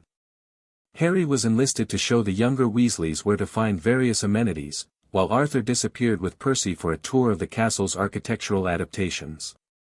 Later that afternoon, bundled in warm cloaks and scarves, Harry and Ron finally made their escape to the snow fort. The structure stood about 20 feet from the edge of the Forbidden Forest, a gleaming construction of magically reinforced ice with walls that sparkled like crystal in the winter sun. This is wicked. Ron exclaimed as they entered through an archway carved with runes of protection. Inside, the space expanded to reveal a central chamber with ice benches circling a perpetual blue flame fire that provided warmth without melting its surroundings. Hagrid did most of the building, Harry admitted. But I helped with the expansion charms on the interior. Professor Flitwick says I have a knack for spatial magic. Ron shook his head in amazement. Can't believe the stuff they're teaching you already. Mum would never let me try expansion charms, says I'd probably turn our house inside out. Harry laughed, though privately he understood Mrs. Weasley's caution. His own magical education was progressing at an unusual pace precisely because he had the castle's constant supervision, an ancient magical entity that could contain accidental magic and guide his developing powers with a precision no human teacher could match. It's not all advanced stuff, Harry assured his friend. Most days I'm just working on the basics, you know, trying not to turn teacups into toads when I mean to turn them into teapots. This wasn't entirely true. While Harry did practice fundamental magical skills, his curriculum had expanded in directions no ordinary first year would explore, occlumency being the most significant example. But Harry had learned that describing his actual studies sometimes created distance between himself and the few children his age he had opportunity to befriend. Ron seemed satisfied with this explanation and promptly challenged Harry to a snowball fight outside the fort, which evolved into an elaborate game of their own invention involving enchanted snow projectiles and strategic, fortress defense. They were so absorbed in their game that they didn't notice another figure approaching until a drawling voice interrupted them. Playing in the snow like common muggles. How quaint. Harry and Ron turned to find Draco Malfoy standing a few yards away, impeccably dressed in expensive winter wear, his pale pointed face wearing its usual expression of aristocratic disdain. "What are you doing here, Malfoy?" Ron demanded, instinctively stepping closer to Harry. The hostility between Ron Weasley and Draco Malfoy had been immediate and intense from their first meeting 2 months earlier. Harry understood the roots of this animosity better now, generations of conflict between their families, ideological differences regarding blood status, and the socio-economic divide that Ron was painfully conscious of and Draco deliberately emphasized. "I was invited, Weasley," Draco replied coolly. "My father is attending a governor's meeting with Dumbledore, and Mother thought it would be appropriate for me to extend holiday greetings to Harry." His gray eyes shifted to Harry. "I didn't realize you'd be surrounded by the entire Weasley brood." Harry sighed internally. His relationship with Draco was complicated. Following their initial introduction during a formal visit by the Malfoys in September, Draco had made regular appearances at Hogwarts, clearly under instructions from his father to cultivate a friendship with the famous Harry Potter.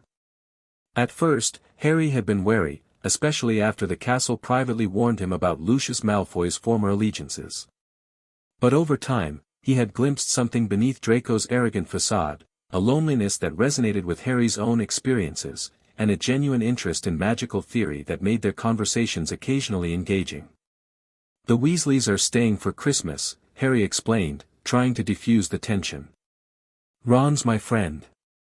Something flickered across Draco's face, hurt, perhaps, or jealousy, before his expression smoothed back into practiced indifference. "How festive," he said flatly. "Father says the governors are concerned about your continuing irregular education.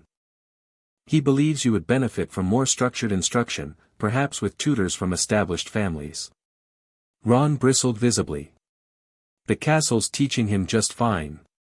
Harry knows more magic already than most third years." "Yes, but what kind of magic?" Draco countered. "Is it comprehensive? Balanced? Does it include proper wizarding traditions and history?" He turned to Harry directly. "You can learn spells from books, Potter, but there are aspects of being a wizard that can only be taught by those who've lived it their entire lives." It was a familiar argument, one that echoed debates Harry had overheard among the professors and visiting ministry officials. What constituted a proper magical education? Who should determine the curriculum for a child as uniquely positioned as Harry Potter? "I am learning traditions," Harry said carefully. "Professor McGonagall teaches me about wizarding holidays and customs. And the castle shows me memories of how things were done throughout history." Draco seemed unimpressed. "It's not the same as experiencing it within a wizarding household." He hesitated, then added in a slightly less haughty tone, "You should visit Malfoy Manor someday.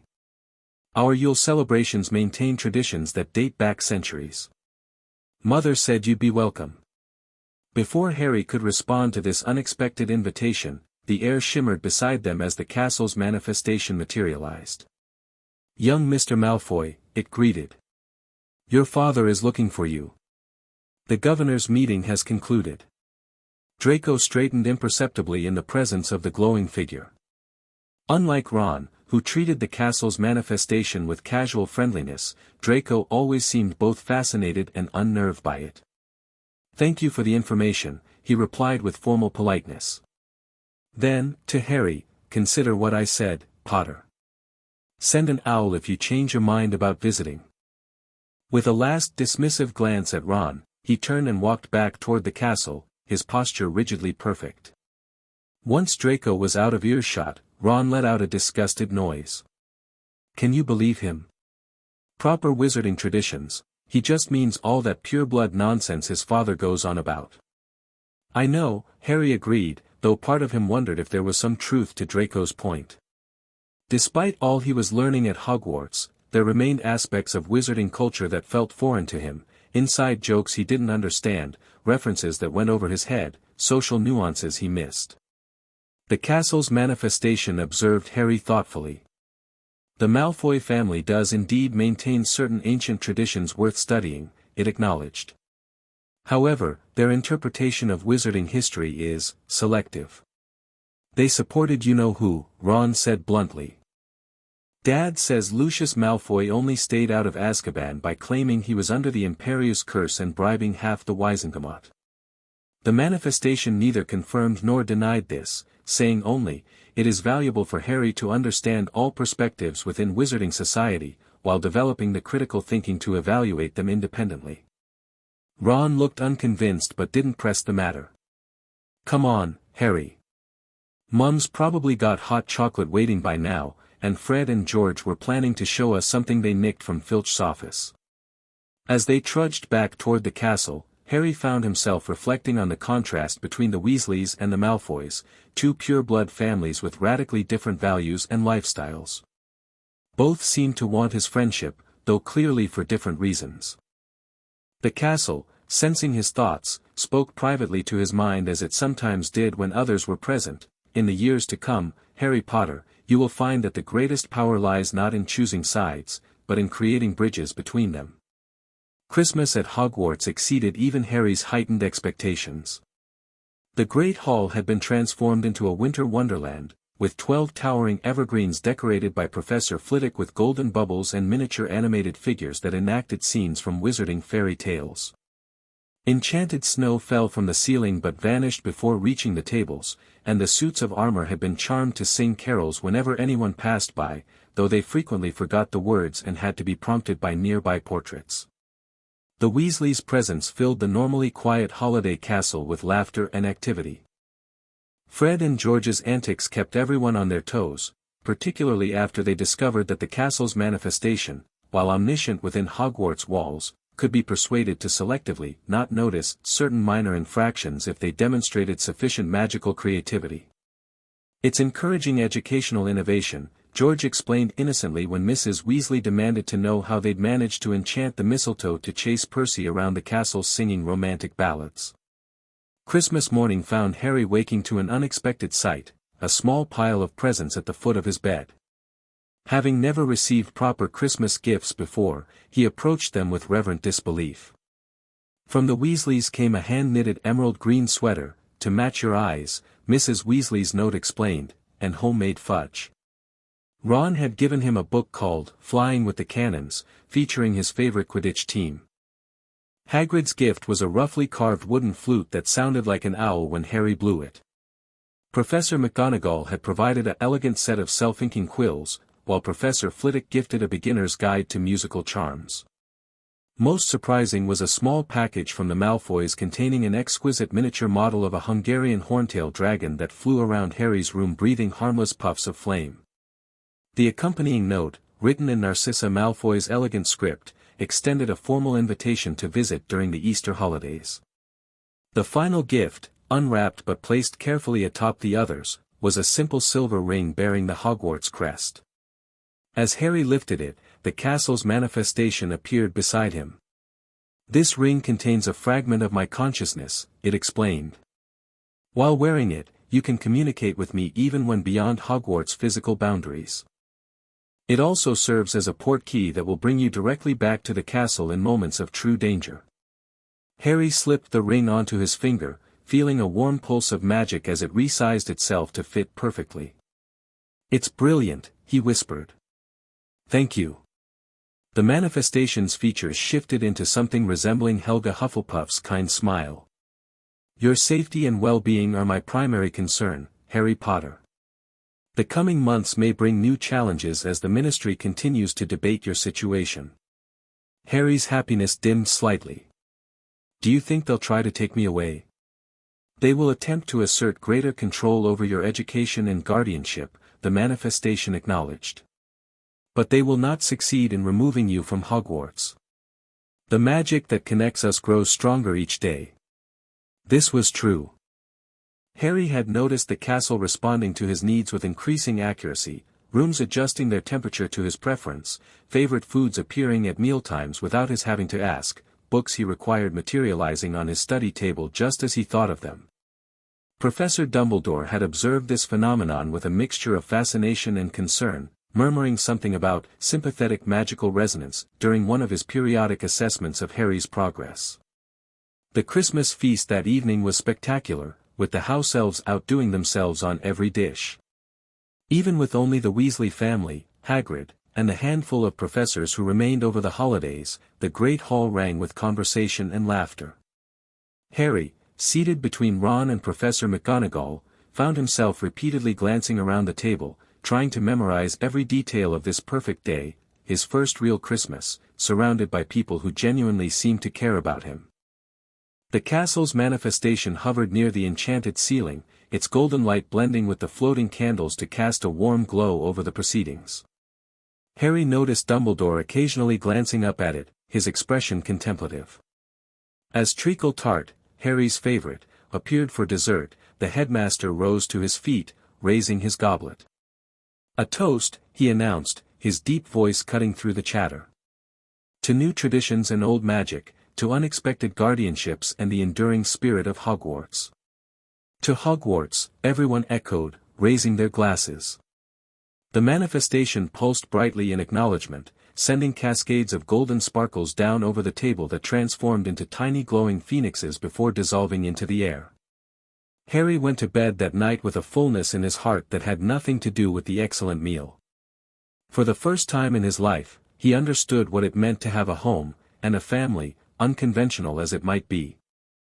January brought new challenges. The Weasleys' departure left the castle feeling emptier, though Harry quickly resumed his intensive study schedule. With McGonagall's guidance, he had begun exploring his apparent talent for transfiguration, working on exercises normally reserved for much older students. "Your father had the same gift," she told him during one particularly successful lesson where he had managed to transform a teapot into a tortoise with perfect shell patterning. Though he tended to apply it to less academic pursuits. "Like what?" Harry asked eagerly, always hungry for details about his parents. A rare smile crossed McGonagall's face. "Let's just say that by his 5th year, James Potter could transform himself into quite a convincing ceramic vase when trying to avoid caretaker Apollyon Pringle's attention after curfew." These glimpses into his father's school days were treasured additions to Harry's growing understanding of his parents. From Flitwick, he learned of Lily's exceptional skill with charms, from Sprout, stories of her compassion for even the most temperamental magical plants, from Hagrid, tales of James's adventures in the Forbidden Forest. Only Snape remained tight-lipped about Lily, offering the barest acknowledgments of her potion's ability but nothing of their friendship that the castle had hinted existed. Harry had learned not to press. The potion's master's temper grew particularly volatile whenever James Potter's name was mentioned. January also brought increased pressure from the ministry. Following the Christmas holidays, Minister Fudge implemented a new policy requiring weekly evaluations of Harry's educational progress by ministry-appointed examiners. These visits, ostensibly to ensure standards were being maintained, felt more like interrogations. "The boy is clearly being exposed to inappropriate advanced magic," Dolores Umbridge declared after one such evaluation, her girlish voice at odds with the hardness in her toad-like face. "This accelerated curriculum cannot be considered suitable for a child of his age." On the contrary, Professor Flitwick squeaked, bristling despite his diminutive stature, "Mr. Potter demonstrates remarkable magical control precisely because his education is tailored to his individual abilities rather than arbitrary age restrictions." These arguments played out regularly in the headmaster's office, with Harry sometimes called in to demonstrate particular skills or answer questions about his daily routine. He hated these sessions, feeling like a specimen under examination rather than a student. The castle's manifestation always accompanied him during these interviews, its presence both protective and reassuring. Harry noticed that the glowing figure seemed to deliberately downplay certain aspects of his education during these sessions, particularly his occlumency training and their explorations of wandless magic, which had begun after Harry accidentally summoned a book from a high shelf without thinking. They need not know everything, the castle explained privately when Harry questioned this omission. Some knowledge is best kept between teacher and student until the proper time for its revelation.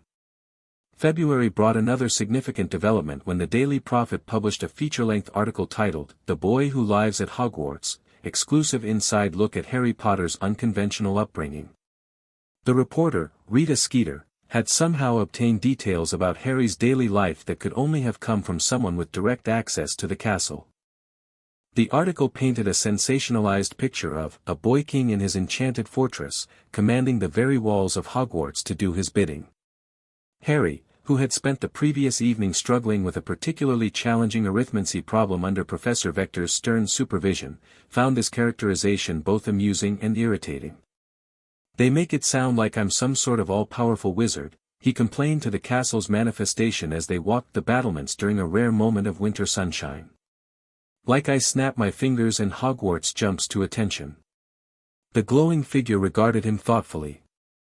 "The relationship between us is more complex than they could understand. We are neither master and servant, nor simply guardian and ward. The magic that connects us is ancient and evolving, something not seen in living memory." Harry nodded, running his thumb over the silver ring the castle had given him for Christmas. He had come to understand that their bond worked both ways. Just as the castle responded to his needs, he sometimes found himself aware of Hogwarts in ways that went beyond normal perception. He could sense disruptions in the castle's magic, identify visitors by the way the wards responded to them, and occasionally even perceive distant parts of the grounds as if he were physically present there. "Do you think someone inside Hogwarts is feeding information to Skeeter?" he asked. "Not willingly," the manifestation replied. "But Rita Skeeter possesses certain talents for information gathering that circumvent ordinary precautions. I am working to counter them." Before Harry could press for details, they were interrupted by the arrival of Professor Dumbledore, his purple robes billowing in the February wind as he climbed the stone steps to the battlements. "Ah, Harry, I thought I might find you up here," the headmaster said, his breath forming clouds in the cold air. "I wonder if I might borrow you for an hour or two. We have visitors who are most eager to meet you." Harry suppressed a groan.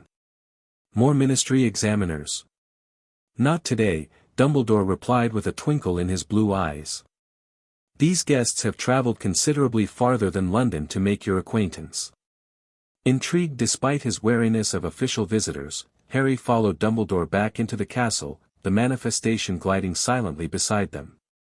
They made their way to the headmaster's office, where Harry was surprised to find 3 people waiting, a tall, regal-looking woman with coffee-colored skin and elaborate robes woven with golden patterns, a middle-aged man with a neatly trimmed gray beard wearing midnight blue formal wear that seemed to shimmer subtly as he moved, and most surprisingly, a young girl approximately Harry's age, dressed in a simple but elegant pale blue dress, her dark hair braided with silver threads.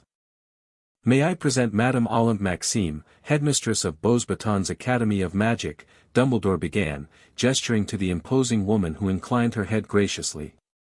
"Headmaster Nikolai Dragos of Durmstrang Institute," the bearded man bowed slightly. "And Miss Fleur Delacour, a particularly promising young student from Beauxbatons." The girl curtsied, regarding Harry with open curiosity. "C'est un plaisir de vous rencontrer, Harry Potter," she said, her accent thick but her English understandable. "The pleasure is mine," Harry replied automatically, drawing on the formal greeting protocols McGonagall had drilled into him for official visitors. "Our colleagues from Europe have been following your situation with great interest," Dumbledore explained. "The awakening of Hogwarts has significant implications for magical education worldwide." "Indeed," Madame Maxime agreed, her voice deep and melodious. "Nothing similar has occurred at Beauxbatons in our 900 years of history, though our palace does exhibit certain autonomous tendencies during times of stress." Headmaster Dragos nodded. "Durmstrang Castle has been known to rearrange its defensive structures during external threats, but never with conscious intent or communication capabilities. The phenomenon appears unique to Hogwarts, Dumbledore acknowledged, though perhaps it merely represents the most advanced manifestation of the semi-sentience common to ancient magical structures. As the adults continued this technical discussion, Fleur Delacour moved closer to Harry. "Your castle," she said in her accented English, "it is true that it speaks to you? That it teaches you magic?" Harry nodded, glancing at the glowing manifestation that hovered nearby, observing the foreign visitors with interest. "C'est incroyable," Fleur murmured. "At Beauxbatons, we have many beautiful magics, but nothing like this." "It's brilliant most of the time," Harry admitted. "Though sometimes it can be a bit overprotective."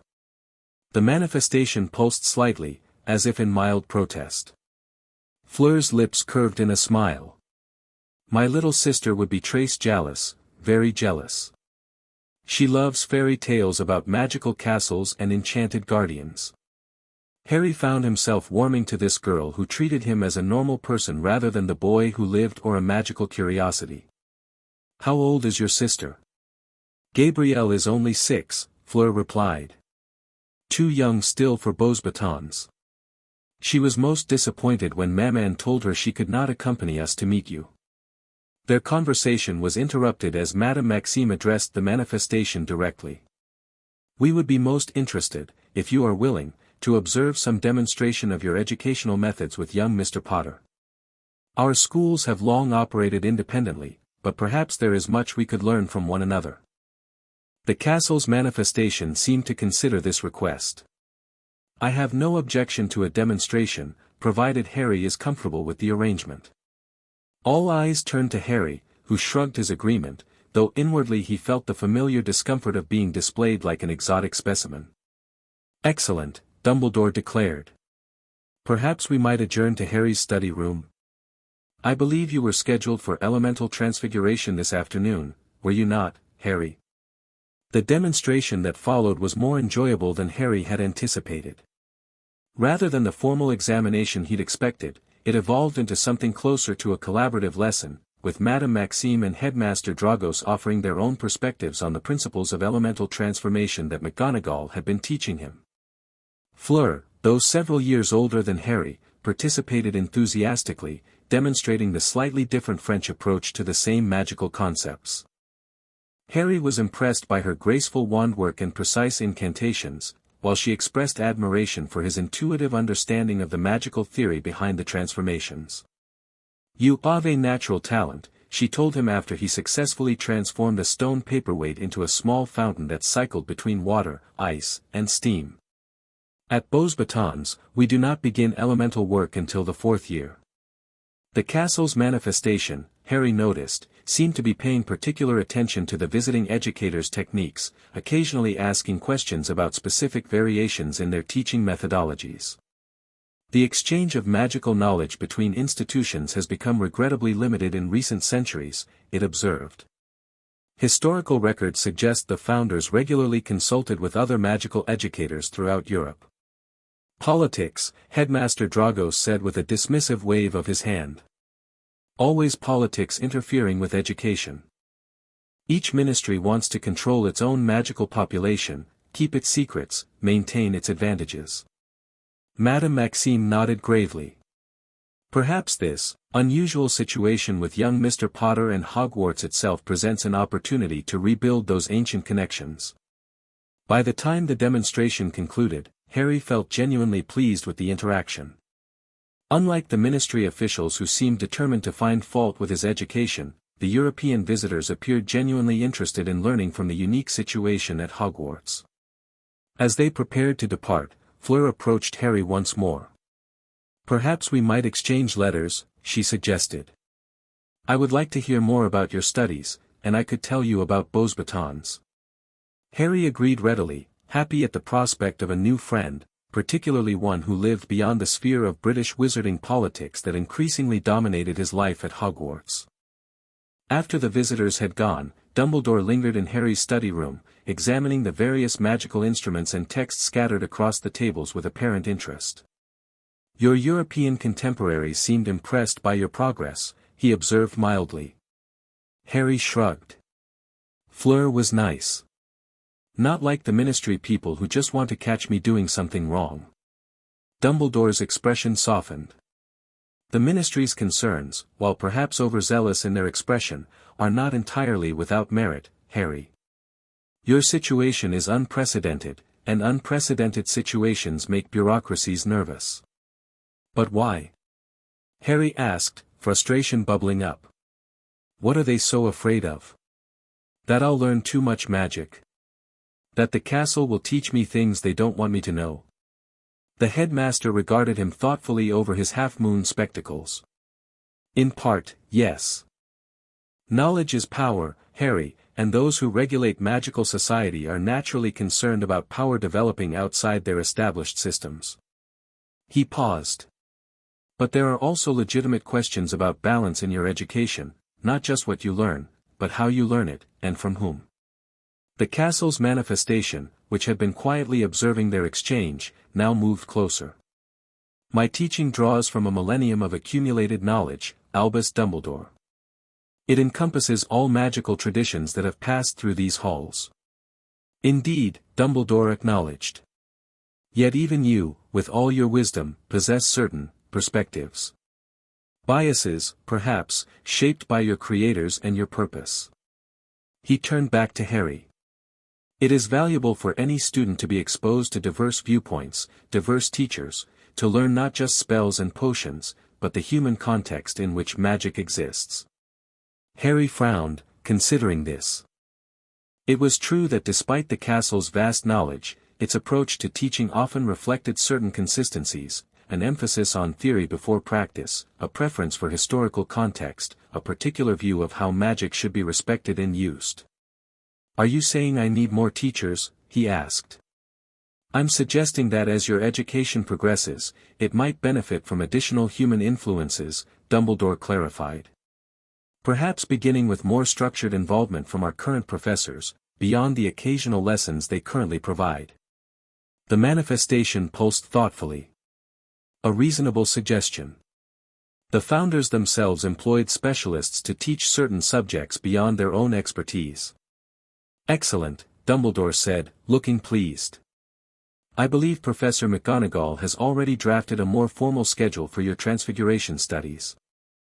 Professor Flitwick has expressed interest in a similar arrangement for charms, and Hagrid is quite eager to introduce you to the more approachable magical creatures under his care. Harry brightened at the prospect of more structured time with Hagrid, whose boundless enthusiasm for magical creatures was infectious, even if his definition of harmless sometimes differed dramatically from everyone else's. As Dumbledore took his leave, Harry turned to the castle's manifestation. Do you mind sharing my teaching with the professors more formally? The glowing figure's features shifted into something resembling Rowena Ravenclaw's thoughtful expression. Not at all. It was never my intention to be your sole instructor. Magic is best understood through multiple lenses, and while I contain the knowledge of countless teachers who have passed through these halls, I cannot replicate their living presence. Harry nodded, relieved. Over the past months, he had grown increasingly aware that his magical education, while exceptional in many ways, lacked certain elements that traditional students experienced, the camaraderie of classmates struggling with the same challenges, the diverse teaching styles of different professors, the social aspects of learning alongside peers. I still want our private lessons, he assured the manifestation. Especially for occlumency and the wandless magic we've been practicing. Of course, the castle agreed. Some aspects of your education remain uniquely suited to my instruction, particularly those related to your connection with Voldemort. The mention of Voldemort sent a familiar chill down Harry's spine. Though the Dark Wizard had not been seen since the night he'd killed Harry's parents, both Dumbledore and the castle seemed convinced he would eventually return, and that Harry needed to be prepared when he did. March arrived with driving rains and howling winds that rattled the castle windows and made the fires in every hearth burn higher. Harry's education continued its accelerated pace, now with the more formal involvement of the Hogwarts professors as Dumbledore had suggested. Each morning began with 2 hours of core magical theory with the castle's manifestation, followed by specialized instruction with different professors throughout the day. Afternoons typically featured practical application of the morning's lessons, while evenings were reserved for history, magical culture, and the private lessons in occlumency and wandless magic that remained solely between Harry and the castle. The results of this intensified schedule soon became apparent. By mid-March, Harry had mastered the entire first-year curriculum and was working comfortably with second-year material in most subjects. His practical magic showed remarkable control for his age, though certain areas, particularly potions, still required the careful supervision that Snape grudgingly provided. Most satisfying to Harry was his progress with wandless magic. While the castle assured him that all powerful witches and wizards could perform some magic without wands, the deliberate development of this skill was rarely taught at Hogwarts. Under the castle's guidance, Harry had begun with simple levitation, progressing gradually to summoning objects across rooms and producing controlled illumination from his fingertips. Your mother had an affinity for wandless charms, the castle told him during one particularly successful session where he'd managed to change the color of a cushion without touching it. Though she rarely displayed the ability openly. Why not? Harry asked, concentrating on shifting the cushion back to its original shade. Wandless magic is often viewed with suspicion in British wizarding society, the manifestation explained. It is associated with less civilized magical traditions, despite being the original form of all human magic before the development of focusing tools like wands. This was the type of context Harry found most valuable in his education with the castle, the broader perspective that looked beyond current wizarding conventions to the deeper historical and cultural foundations of magic itself. His correspondence with Fleur Delacour added another dimension to this broader understanding. Their letters, exchanged weekly via International Owl Post, revealed fascinating differences between British and French magical education. Fleur described Beauxbaden's emphasis on magical artistry and precision, its integration of magical theory with philosophy and ethics, and its more relaxed attitude toward magical creatures compared to the British ministry's rigid classifications.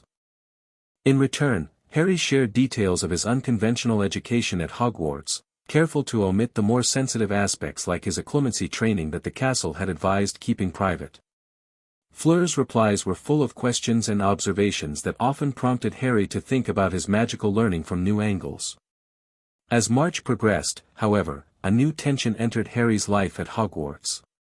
Lucius Malfoy, acting in his capacity as a school governor, had proposed a formal review of the Hogwarts situation to be conducted by a joint committee of governors, ministry officials, and independent magical education experts.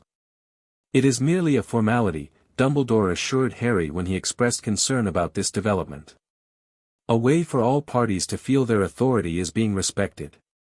The castle's manifestation seemed less convinced. Lucius Malfoy rarely acts without multiple purposes, it observed after Dumbledore had left. We must prepare for this review carefully. This preparation took the form of organizing comprehensive documentation of Harry's educational progress, collecting testimonials from his various teachers, and carefully curating which aspects of his magical development would be demonstrated to the committee. We will not lie, the castle told Harry firmly, but neither will we reveal everything.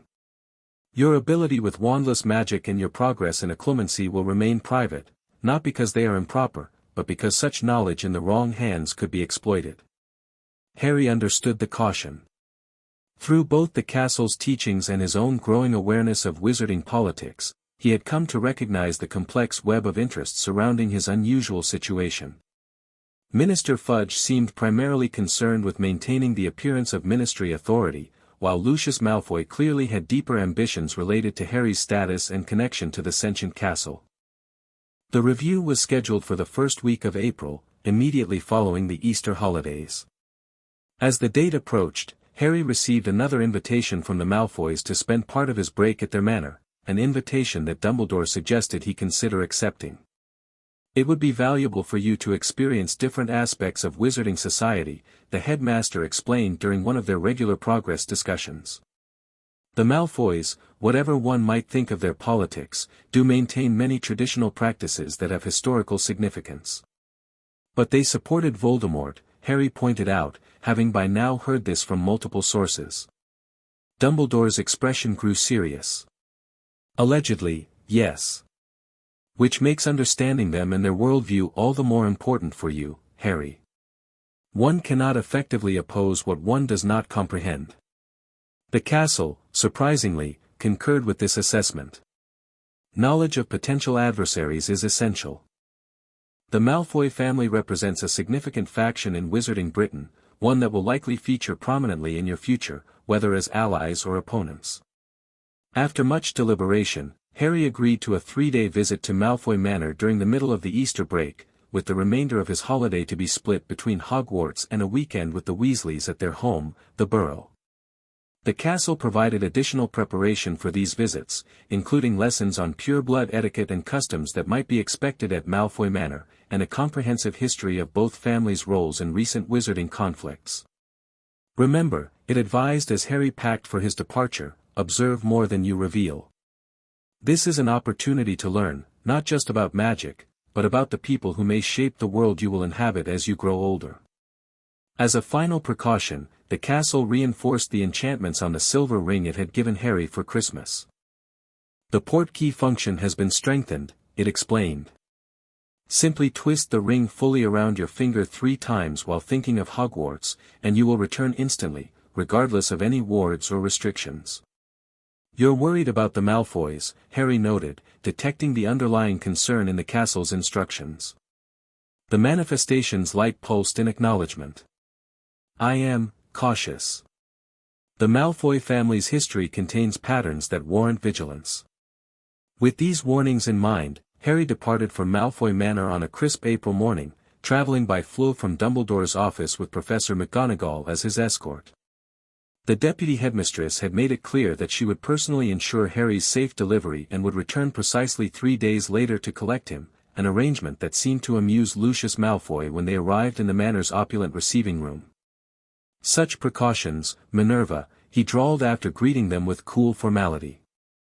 One might think you were delivering a priceless artifact rather than a young guest. Mr. Potter's safety is paramount, McGonagall replied stiffly. As I'm sure you understand. Naturally. Lucius's grey eyes, so like his son's, shifted to Harry. Welcome to Malfoy Manor, Mr. Potter. Draco is most excited to have you as his guest. Harry thanked him politely, maintaining the formal manner McGonagall had coached him on. After assuring herself that all arrangements for Harry's stay were in order, the professor departed, leaving Harry alone with the Malfoys. Malfoy Manor proved to be a study in aristocratic wizarding luxury. Where Hogwarts was ancient stone and magical whimsy, the manor was calculated elegance, every item, from the enchanted tapestries depicting Malfoy ancestors to the self-playing harp in the drawing room, selected to convey wealth, taste, and magical heritage. Narcissa Malfoy, tall and blonde like her husband but with a more delicate beauty, proved to be an attentive hostess. She showed Harry to a guest suite that rivaled his Hogwarts quarters in size and comfort, explaining the manor's daily routines and planned activities for his visit with gracious precision. Draco, for his part, seemed determined to impress Harry with every aspect of his home and lifestyle.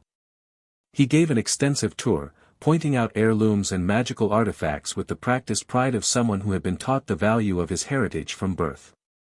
This portrait is my great-great-grandfather, Septimus Malfoy, he explained as they passed through a gallery lined with moving paintings of pale-haired ancestors. He was an advisor to Minister Unctuous Osbert in the 1800s, practically ran the ministry from behind the scenes. Harry nodded politely, recalling the castle's brief history of the Malfoy family's political influence through the centuries. There seemed to be a pattern of Malfoys finding positions adjacent to power rather than holding official titles themselves, a strategy that had apparently served them well through various political upheavals.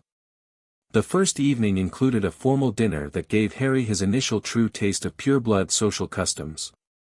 The elaborate place settings, the specific order of serving, the careful conversation that never quite touched on anything substantial, all were new experiences that Harry observed with the attentiveness the castle had encouraged. Dumbledore keeps you quite isolated at Hogwarts, Lucius commented during the meal, his tone conversational though his eyes were sharp. One wonders if that is entirely beneficial for your development. I'm not isolated, sir, Harry replied carefully. I have regular visitors, and I've been corresponding with students from other magical schools. This seemed to surprise Lucius. Indeed. International connections already? How? Progressive of Dumbledore. It was Madame Maxime's idea, actually, Harry said, remembering the castle's advice to share true but selective information. After she visited Hogwarts in February. Narcissa's perfectly shaped eyebrows rose slightly. You've made the acquaintance of Aunt Maxime? Interesting. Beauxbatons has always maintained a certain independence from British magical politics. The conversation continued in this vein throughout dinner, seemingly casual inquiries that Harry recognized as attempts to gauge his influences, his understanding of his unique position, and potentially exploitable gaps in his knowledge or connections. The following days brought more direct magical experiences. Draco proudly demonstrated his own educational progress under the tutelage of private instructors hired by his father, many of whom apparently came from continental Europe where restrictions on underage magic were less stringently enforced. Father says the British ministry's trace on underage wizards is barbaric, Draco explained as he practiced elementary transfiguration in the manor's small teaching room. As if pure-blooded children raised in magical households would expose our world to muggles. Harry noted the distinction Draco made, pure-blooded children, specifically, as deserving exception from the rules. This aligned with the castle's explanation of blood status politics that remained influential in certain wizarding circles. Most interesting to Harry was the manor's library, which contained texts he had never seen even in Hogwarts' extensive collection. When he mentioned this to Lucius, the elder Malfoy seemed pleased. Some knowledge has fallen out of favor in educational institutions, he explained, showing Harry a beautifully illustrated tome on magical bloodlines. Political correctness has led to the sanitization of certain aspects of magical history and theory. Harry recognized the subtext. Lucius was referring to magic associated with blood purity ideology and possibly darker practices that Hogwarts no longer taught. Rather than appearing either too interested or too repulsed, he maintained the neutral observation stance the castle had advised, noting which topic seemed most important to his host. On the afternoon before his departure, Lucius invited Harry to his private study, an honor, Draco informed him in hushed tones, rarely extended even to important ministry visitors. The study was a testament to calculated intimidation, dark wood paneling, artifacts of obvious power but unclear purpose displayed in glass cases, and portraits of stern-looking ancestors watching disapprovingly from heavy frames. Lucius directed Harry to a chair before his massive desk and studied him for a long moment before speaking. "You are an unusual boy, Harry Potter," he began, his voice silky smooth. "Raised by muggles, yet adapting to wizarding society with remarkable ease. Guided by a sentient castle with magic beyond modern understanding. The subject of prophecy and already, at such a tender age, a figure of political significance." Harry remained silent, unsure where this was leading. "I wonder," Lucius continued, "if you truly comprehend the opportunities before you. The potential futures that await based on the choices you make now, the alliances you form." "I'm still learning about the wizarding world, sir," Harry replied carefully. "There's a lot I don't understand yet." Lucius smiled thinly. "Precisely. And that is why guidance matters so greatly. Dumbledore has his vision for the future of our world, one shaped by his experiences, his biases, his accommodations with Muggle society." He leaned forward slightly. "There are other visions, Harry. Older traditions that recognize the fundamental differences between magical and non-magical beings. Traditions that seek to preserve what makes wizarding society unique rather than diluting it to accommodate those who cannot truly understand our gifts." Harry recognized the familiar refrain of pure-blood ideology, clothed in language designed to sound reasonable rather than prejudiced. The castle had prepared him for these arguments, explaining their historical context and evolution over centuries. "I'm trying to learn about all the different perspectives," Harry said, again keeping his response neutral but engaged. "That's partly why I wanted to visit, to see how different wizarding families live." This seemed to please Lucius. A commendably open mind. So rare in one so young. He paused, then added in a more contemplative tone, the coming years will bring challenges to our world, Harry. Changes that may prove tumultuous. Having a clear understanding of where true power lies and how best to navigate such times will be invaluable. The conversation continued in this vein for nearly an hour, Lucius offering veiled suggestions about Harry's future influence, historical examples of young wizards who had shaped society, and oblique criticisms of Dumbledore's progressive approach to magical governance. Throughout, Harry maintained the delicate balance of respectful attention without commitment, absorbing the perspectives being offered while revealing little of his own developing viewpoint, exactly as the castle had coached him. When he finally returned to Hogwarts after completing his visit, Harry felt mentally exhausted but educationally enriched. The experience had given him first-hand insight into the worldview of a significant faction in wizarding society, one that would likely position itself against him if Voldemort ever returned, despite their current overtures of friendship. The castle's manifestation greeted him in his quarters, its golden light a welcome sight after the calculated opulence of Malfoy Manor. "You return wiser, I think," it observed, studying him closely.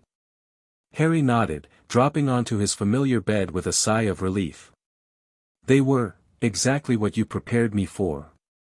Everything's a performance, every conversation has at least two meanings, and they really believe they're better than everyone else because of their blood and money. Yet they treated you with respect and inclusion," the castle noted. "Because I'm useful," Harry replied, showing the political acumen he'd developed over the past months. "Because the boy who lived makes a good ally, especially if they can shape my views early." The manifestation's light pulsed with approval. "You perceive the layers well. This understanding of human motivation, of how power operates beyond mere spells and enchantments, may prove as valuable as any magic you learn within these walls." Harry considered this, thinking about the contrast between his experiences at Malfoy Manor and his upcoming visit to the Burrow.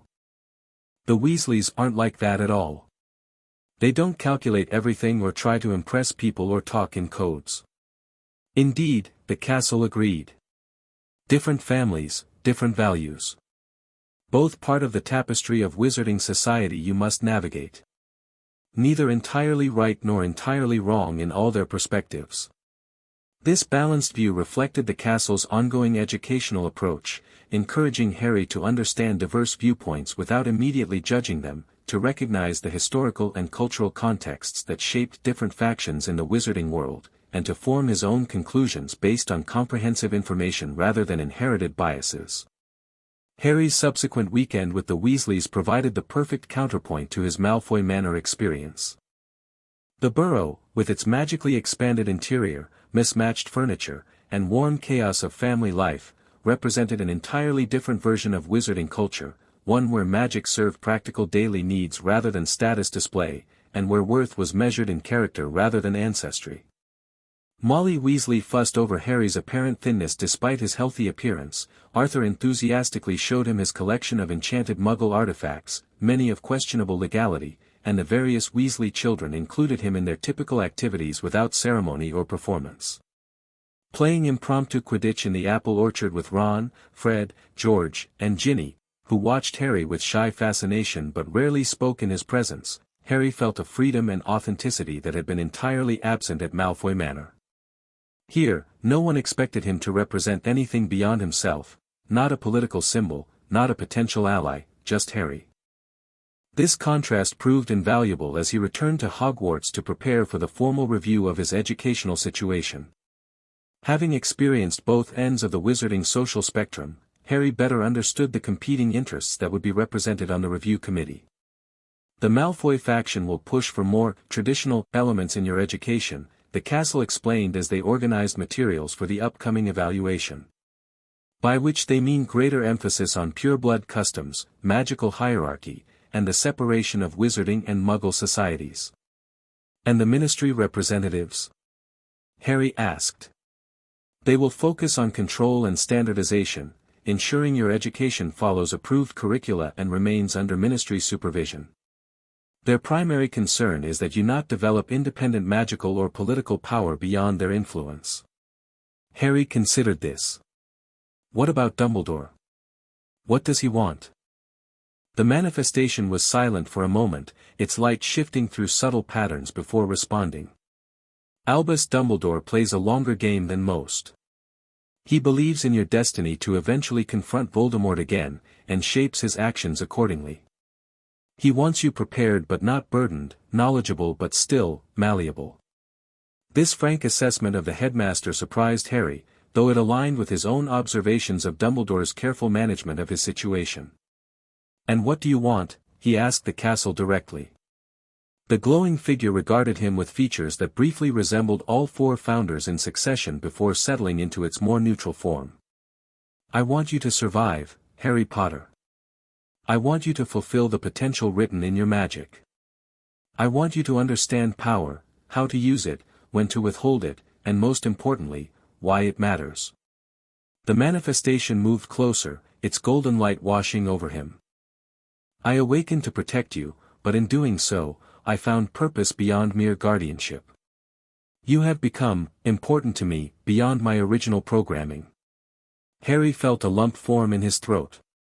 The castle, for all its ancient power and accumulated knowledge, had become the closest thing to a parent he had ever known.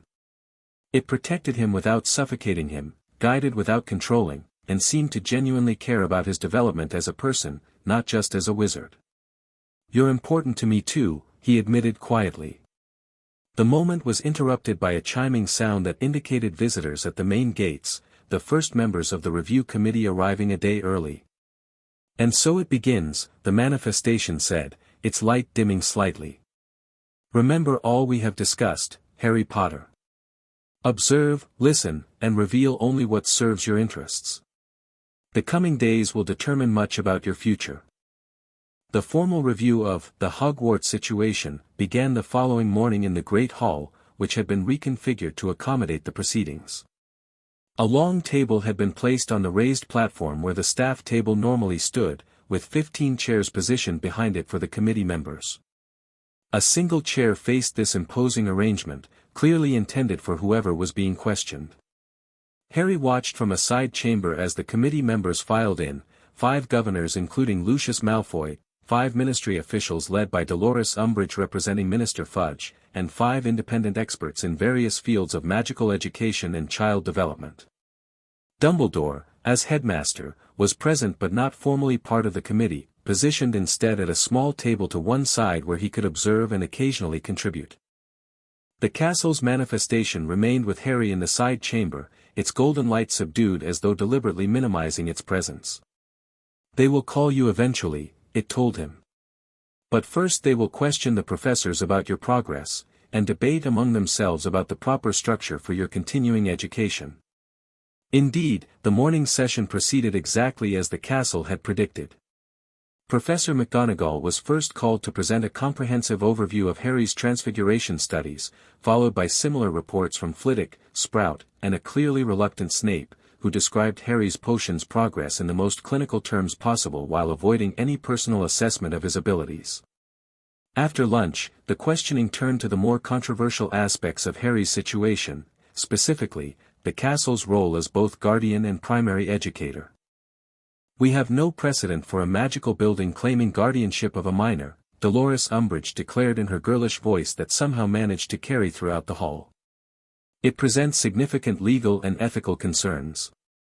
"If I may," interjected a white-haired witch whom Harry recognized as Griselda Marchbanks, head of the Wizarding Examinations Authority and one of the independent experts, "we must acknowledge that Hogwarts Castle is demonstrably more than a magical building at this point. It has exhibited consistent sentience, magical judgment, and protective capacity beyond any documented case in magical history." "Sentient or not," countered a stern-looking ministry official, "it lacks essential qualities required of a guardian: legal standing, physical capability to intervene in emergencies beyond its walls, and understanding of normal childhood developmental needs." The debate continued in this vein for over an hour, with committee members raising various objections and others offering counterarguments. Harry listened attentively, recognizing the political maneuvering beneath the seemingly technical discussion. Finally, as the afternoon light began to fade, Lucius Malfoy raised the question that had been hovering unspoken throughout the proceedings. "Perhaps," he suggested smoothly, we should hear from Mr. Potter himself. After all, his welfare is ostensibly the purpose of our gathering. This proposal met with general agreement, and Harry was summoned into the hall.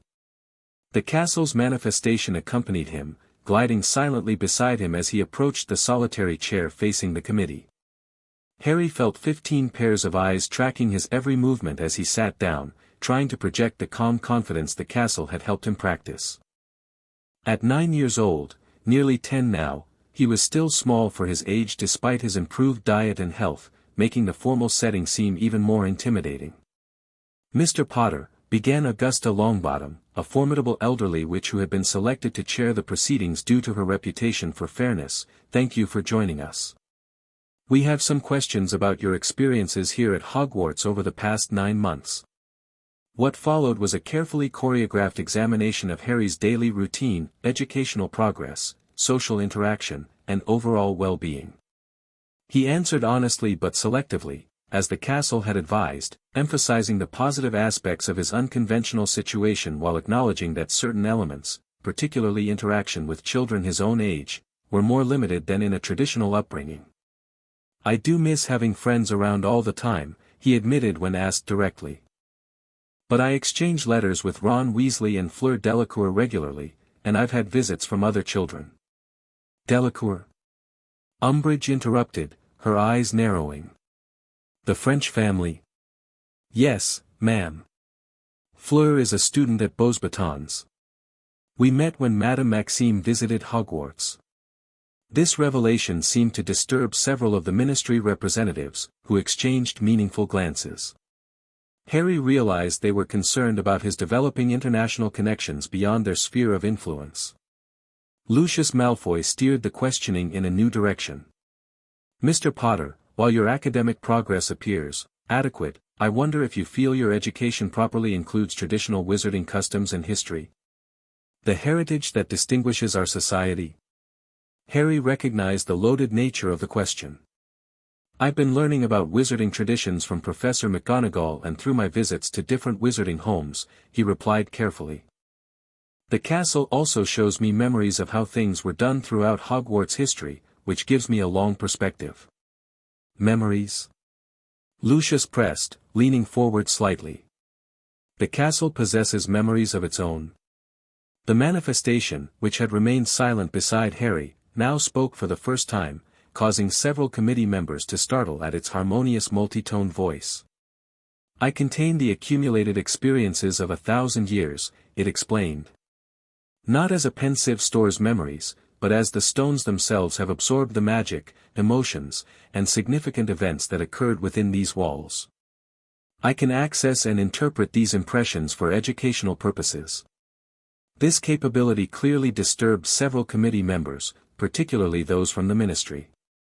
Harry could almost see them calculating the implications of a sentient magical entity with access to a millennium of potentially sensitive information. The questioning continued for another hour, growing increasingly technical as committee members probed the specifics of Harry's magical education. When asked to demonstrate certain skills, Harry complied with straightforward spellwork appropriate to his ostensible educational level, carefully avoiding any display of his more advanced abilities in wandless magic or areas the castle had designated as private. As the session finally drew to a close, Madame Longbottom addressed him directly. "Mr. Potter, before we conclude today's proceedings, is there anything you would like to say to the committee? Any concerns or requests regarding your situation?" Harry took a deep breath, remembering the castle's coaching for this moment. "I'm grateful for the committee's interest in my welfare," he began, making eye contact with various members.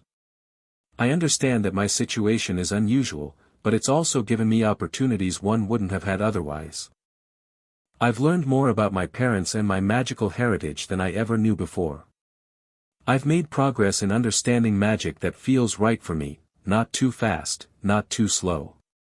He paused, then continued with careful emphasis. "Most importantly, for the first time in my life, I feel safe, cared for, and at home. Hogwarts protected me when no one else could or would. I hope the committee will respect that bond and allow it to continue." This simple, heartfelt statement appeared to affect several committee members visibly. Griselda Marchbanks nodded approvingly, while even Umbridge seemed momentarily at a loss for a counter-argument. "Thank you, Mr. Potter," Madame Longbottom said. "You may be excused while the committee deliberates." Harry returned to the side chamber with the castle's manifestation, where Dumbledore joined them shortly afterward. "Well done, Harry," the headmaster said, his blue eyes twinkling.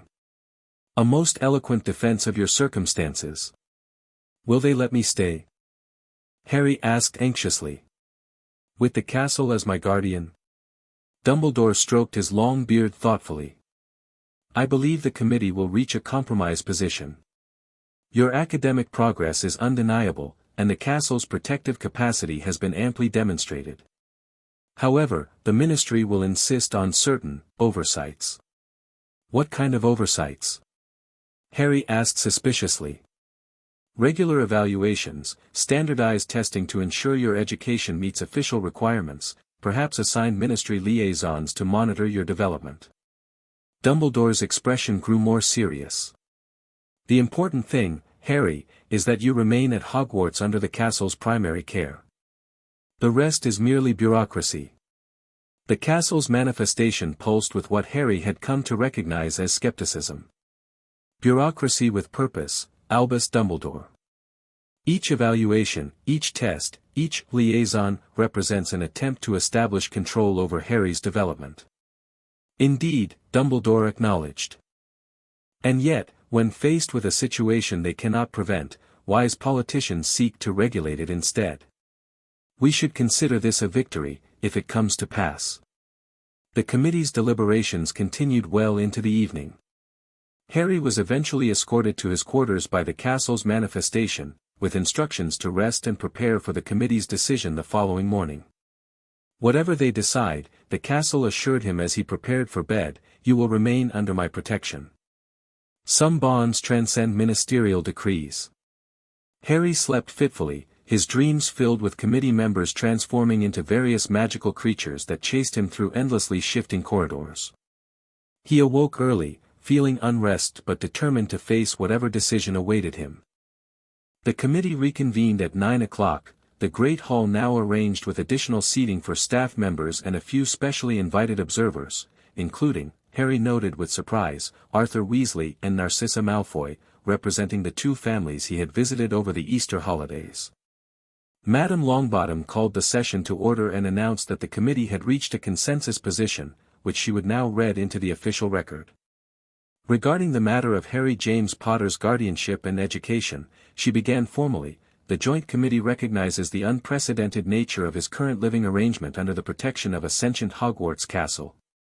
After thorough evaluation of Mr. Potter's physical well-being, educational progress, and emotional development, we have determined the following. She unrolled a lengthy parchment and continued reading. First, the magical entity known as Hogwarts Castle may continue to serve as Mr. Potter's primary caregiver, with Headmaster Albus Dumbledore designated as his legal guardian for matters requiring human representation. Second, Mr. Potter's educational program shall continue under the castle's direction, supplemented by formal instruction from Hogwarts professors, with quarterly evaluations by the Department of Magical Education to ensure appropriate progress. Third, to address concerns regarding social development, Mr. Potter shall participate in regular structured interactions with age-appropriate magical children through ministry-approved programs and supervised visits. Fourth, a permanent liaison office shall be established at Hogwarts, staffed by a rotating representative from the Department of Magical Child Welfare, to monitor Mr. Potter's ongoing situation and provide monthly reports to the ministry.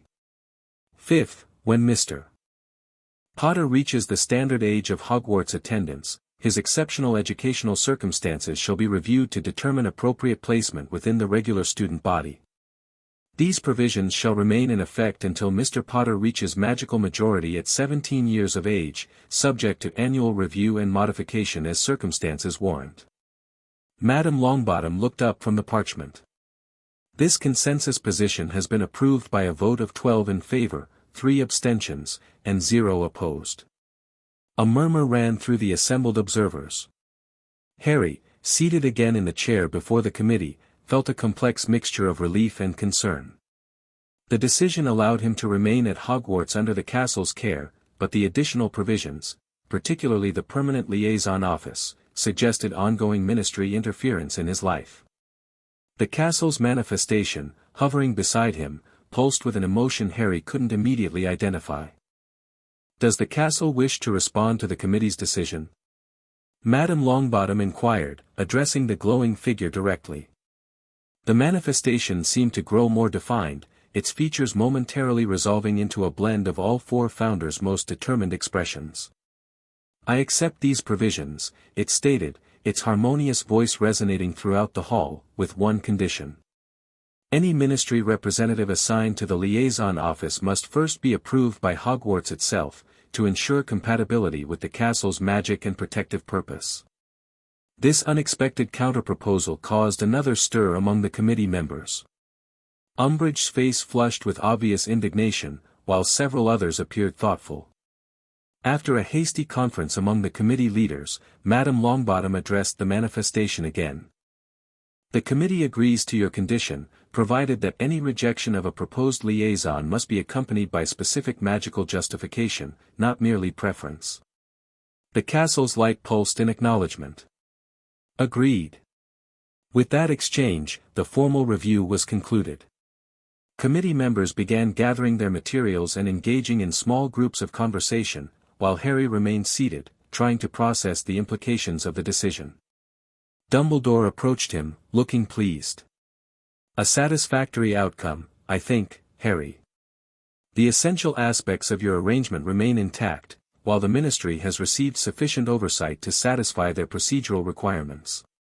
Harry nodded slowly. "What happens now?" "Now," Dumbledore said with a smile, "you continue your education, albeit with some additional observers. The liaison office will be established in the coming weeks, and the quarterly evaluations will begin before the summer holiday." The castle's manifestation moved closer to Harry, its light enveloping him in what felt like a protective embrace. "We adapt," it said simply. "As we have always done." As the great hall emptied of committee members and observers, Harry noticed Lucius Malfoy in conversation with Dolores Umbridge near the entrance. Though he couldn't hear their words, their expressions suggested neither was entirely pleased with the outcome of the review. "Mr. Malfoy seems disappointed," Harry observed to the castle once they were alone. "He sought greater influence over your education," the manifestation replied.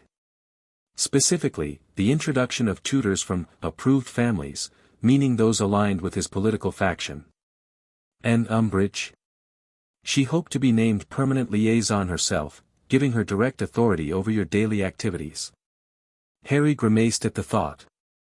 "That would have been awful." "Indeed. Which is why I insisted on approval rights for the position."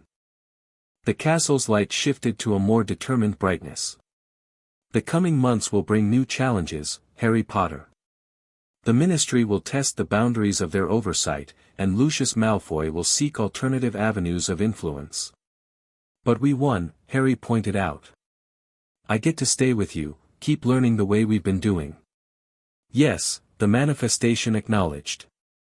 "For now, we have maintained the essential. And in doing so, perhaps taught you the most valuable lesson of all."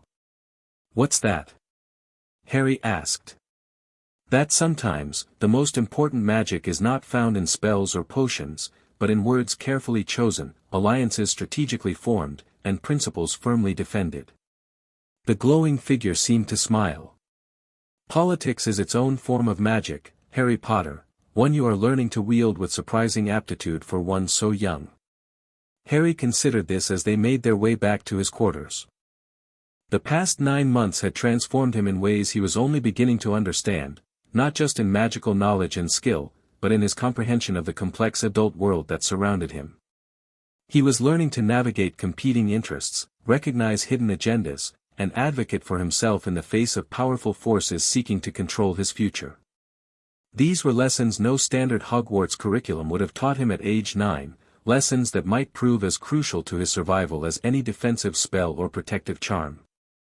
As April turned to May, the changes mandated by the committee began to take effect. A small office was established on the 3rd floor for the ministry liaison, a position initially filled by a pleasant, middle-aged witch named Hestia Jones who, Harry suspected, had been carefully selected by Dumbledore as someone the castle would find acceptable. The structured social interactions took the form of bi-weekly, educational enrichment sessions, where selected magical children Harry's age were brought to Hogwarts for combined lessons and recreational activities. These groups typically included Ron Weasley, much to Harry's delight, a quiet, round-faced boy named Neville Longbottom, grandson of the committee chairwoman, and a rotating selection of others including, occasionally, Draco Malfoy. Despite the increased oversight, Harry's educational progress continued at its exceptional pace. By early June, he had mastered the entire second-year curriculum and was working on selected third-year material, particularly in transfiguration and charms where his natural talents were most evident. The quarterly evaluation, conducted by a stern examiner from the Department of Magical Education, confirmed his advancement while raising concerns about age-appropriate magical development, concerns that Dumbledore deftly deflected by pointing out Harry's excellent control and theoretical understanding accompanying his practical skills.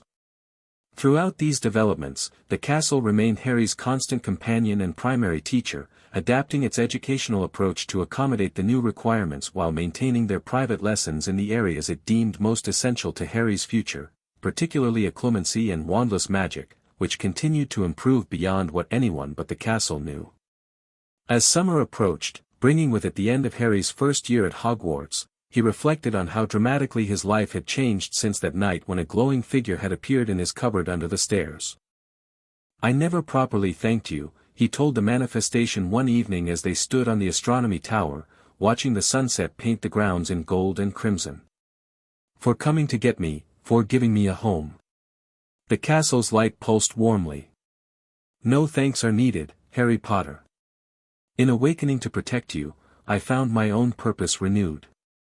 We have helped each other, I think." Harry nodded, understanding the truth in those words. The bond between them had grown into something beyond guardian and ward, a symbiotic relationship where each strengthened the other. Harry's presence had given the newly awakened castle focus and purpose, while the castle had provided Harry with security, knowledge, and a sense of belonging he had never before experienced. "What happens next?" he asked, gazing out over the grounds that had become more home to him than anywhere else in the world. "After the summer, I mean." The manifestation seemed to consider this question carefully. "You will continue to grow in knowledge and power. The Ministry will continue its attempts to assert control. Darker forces will begin to stir as certain dates approach." Harry turned to face the glowing figure. "You mean Voldemort?" "Yes." The castle's light dimmed slightly. "My awakening was not random, Harry Potter. It came at this specific time for a reason, to prepare you for what approaches. The connection between you and Voldemort ensures that your paths will cross again." "When?" Harry asked, his voice steady despite the chill that ran through him. "That remains unclear. But not immediately." The manifestation moved closer, its golden light enveloping him like a protective shield. "For now, focus on your education, on building your strength and knowledge. The time for confrontation will come soon enough." As darkness fell over Hogwarts, Harry stood beside the physical embodiment of the ancient magic that had changed his life. Whatever challenges lay ahead, Ministry interference, the machinations of families like the Malfoys, or the eventual return of Voldemort himself, he would face them with resources he could never have imagined in his cupboard under the stairs, magical training beyond his years, political awareness beyond his age, and most importantly, the protection and guidance of a sentient castle that had awakened specifically to keep him safe. For the boy who lived, this unusual alliance might make all the difference between survival and defeat in the battles to come. Chapter 3, The Shadow Rises Theme, Confrontation and Choice Conflict Types, Large-Scale Threats, Moral Dilemmas, Emotional Stakes. 2 years later, Harry, now 10, has developed impressive magical control and knowledge well beyond his years. His friendships with both Draco and Ron have evolved into an unusual trio that bridges traditional wizarding divides. Voldemort stirs. In Albania, Voldemort's wraith senses the unique magical connection forming between Harry and Hogwarts. He possesses Quirrell earlier than in canon and begins plotting to use the castle's sentience to his advantage. The castle's warning: Hogwarts detects a malevolent presence approaching and warns Harry and Dumbledore. The castle reveals it can sense dark magic through the ley lines that run beneath its foundations. Protective measures: Dumbledore, now working in genuine partnership with the castle, establishes new magical protections. Harry participates in the casting, forming a three-way magical bond between himself, Dumbledore, and Hogwarts. Quirrell's infiltration: Quirrell arrives at Hogwarts under the pretense of consulting on the unique magical phenomenon of the castle's awakening. The castle immediately senses something wrong but can't identify what. Harry's dreams: Harry begins having disturbing dreams about a figure trying to get inside the castle, not physically, but attempting to possess the castle's consciousness itself. The castle's fear: for the first time, Hogwarts experiences fear as it recognizes Voldemort is attempting to corrupt its magic. It confides in Harry that if Voldemort took control of the castle, he would have unprecedented magical power. Draco's father revealed: Harry discovers Lucius's connection to Voldemort through overheard conversations. This creates conflict between Harry and Draco, forcing Draco to begin questioning his family's allegiances. The possession attempt: Quirrell/Voldemort attempts a ritual to possess the castle using dark magic and Harry's blood, taken while Harry sleeps. The ritual partially succeeds, with the castle experiencing a split personality, as Voldemort establishes a foothold. Battle for Hogwarts Soul: the final sequence is a magical battle within the castle itself, with Harry, Dumbledore, and the castle's true consciousness fighting against Voldemort's influence. Harry discovers he can enter the castle's mindscape due to their connection. The choice: inside the castle's consciousness, Harry faces a manifestation of Voldemort. Rather than fighting directly, Harry demonstrates the power of his connection to Hogwarts through memories of protection, learning, and friendship, everything Voldemort cannot understand. The end. Thank you for watching this video. Please be sure to subscribe to our channel and like this video.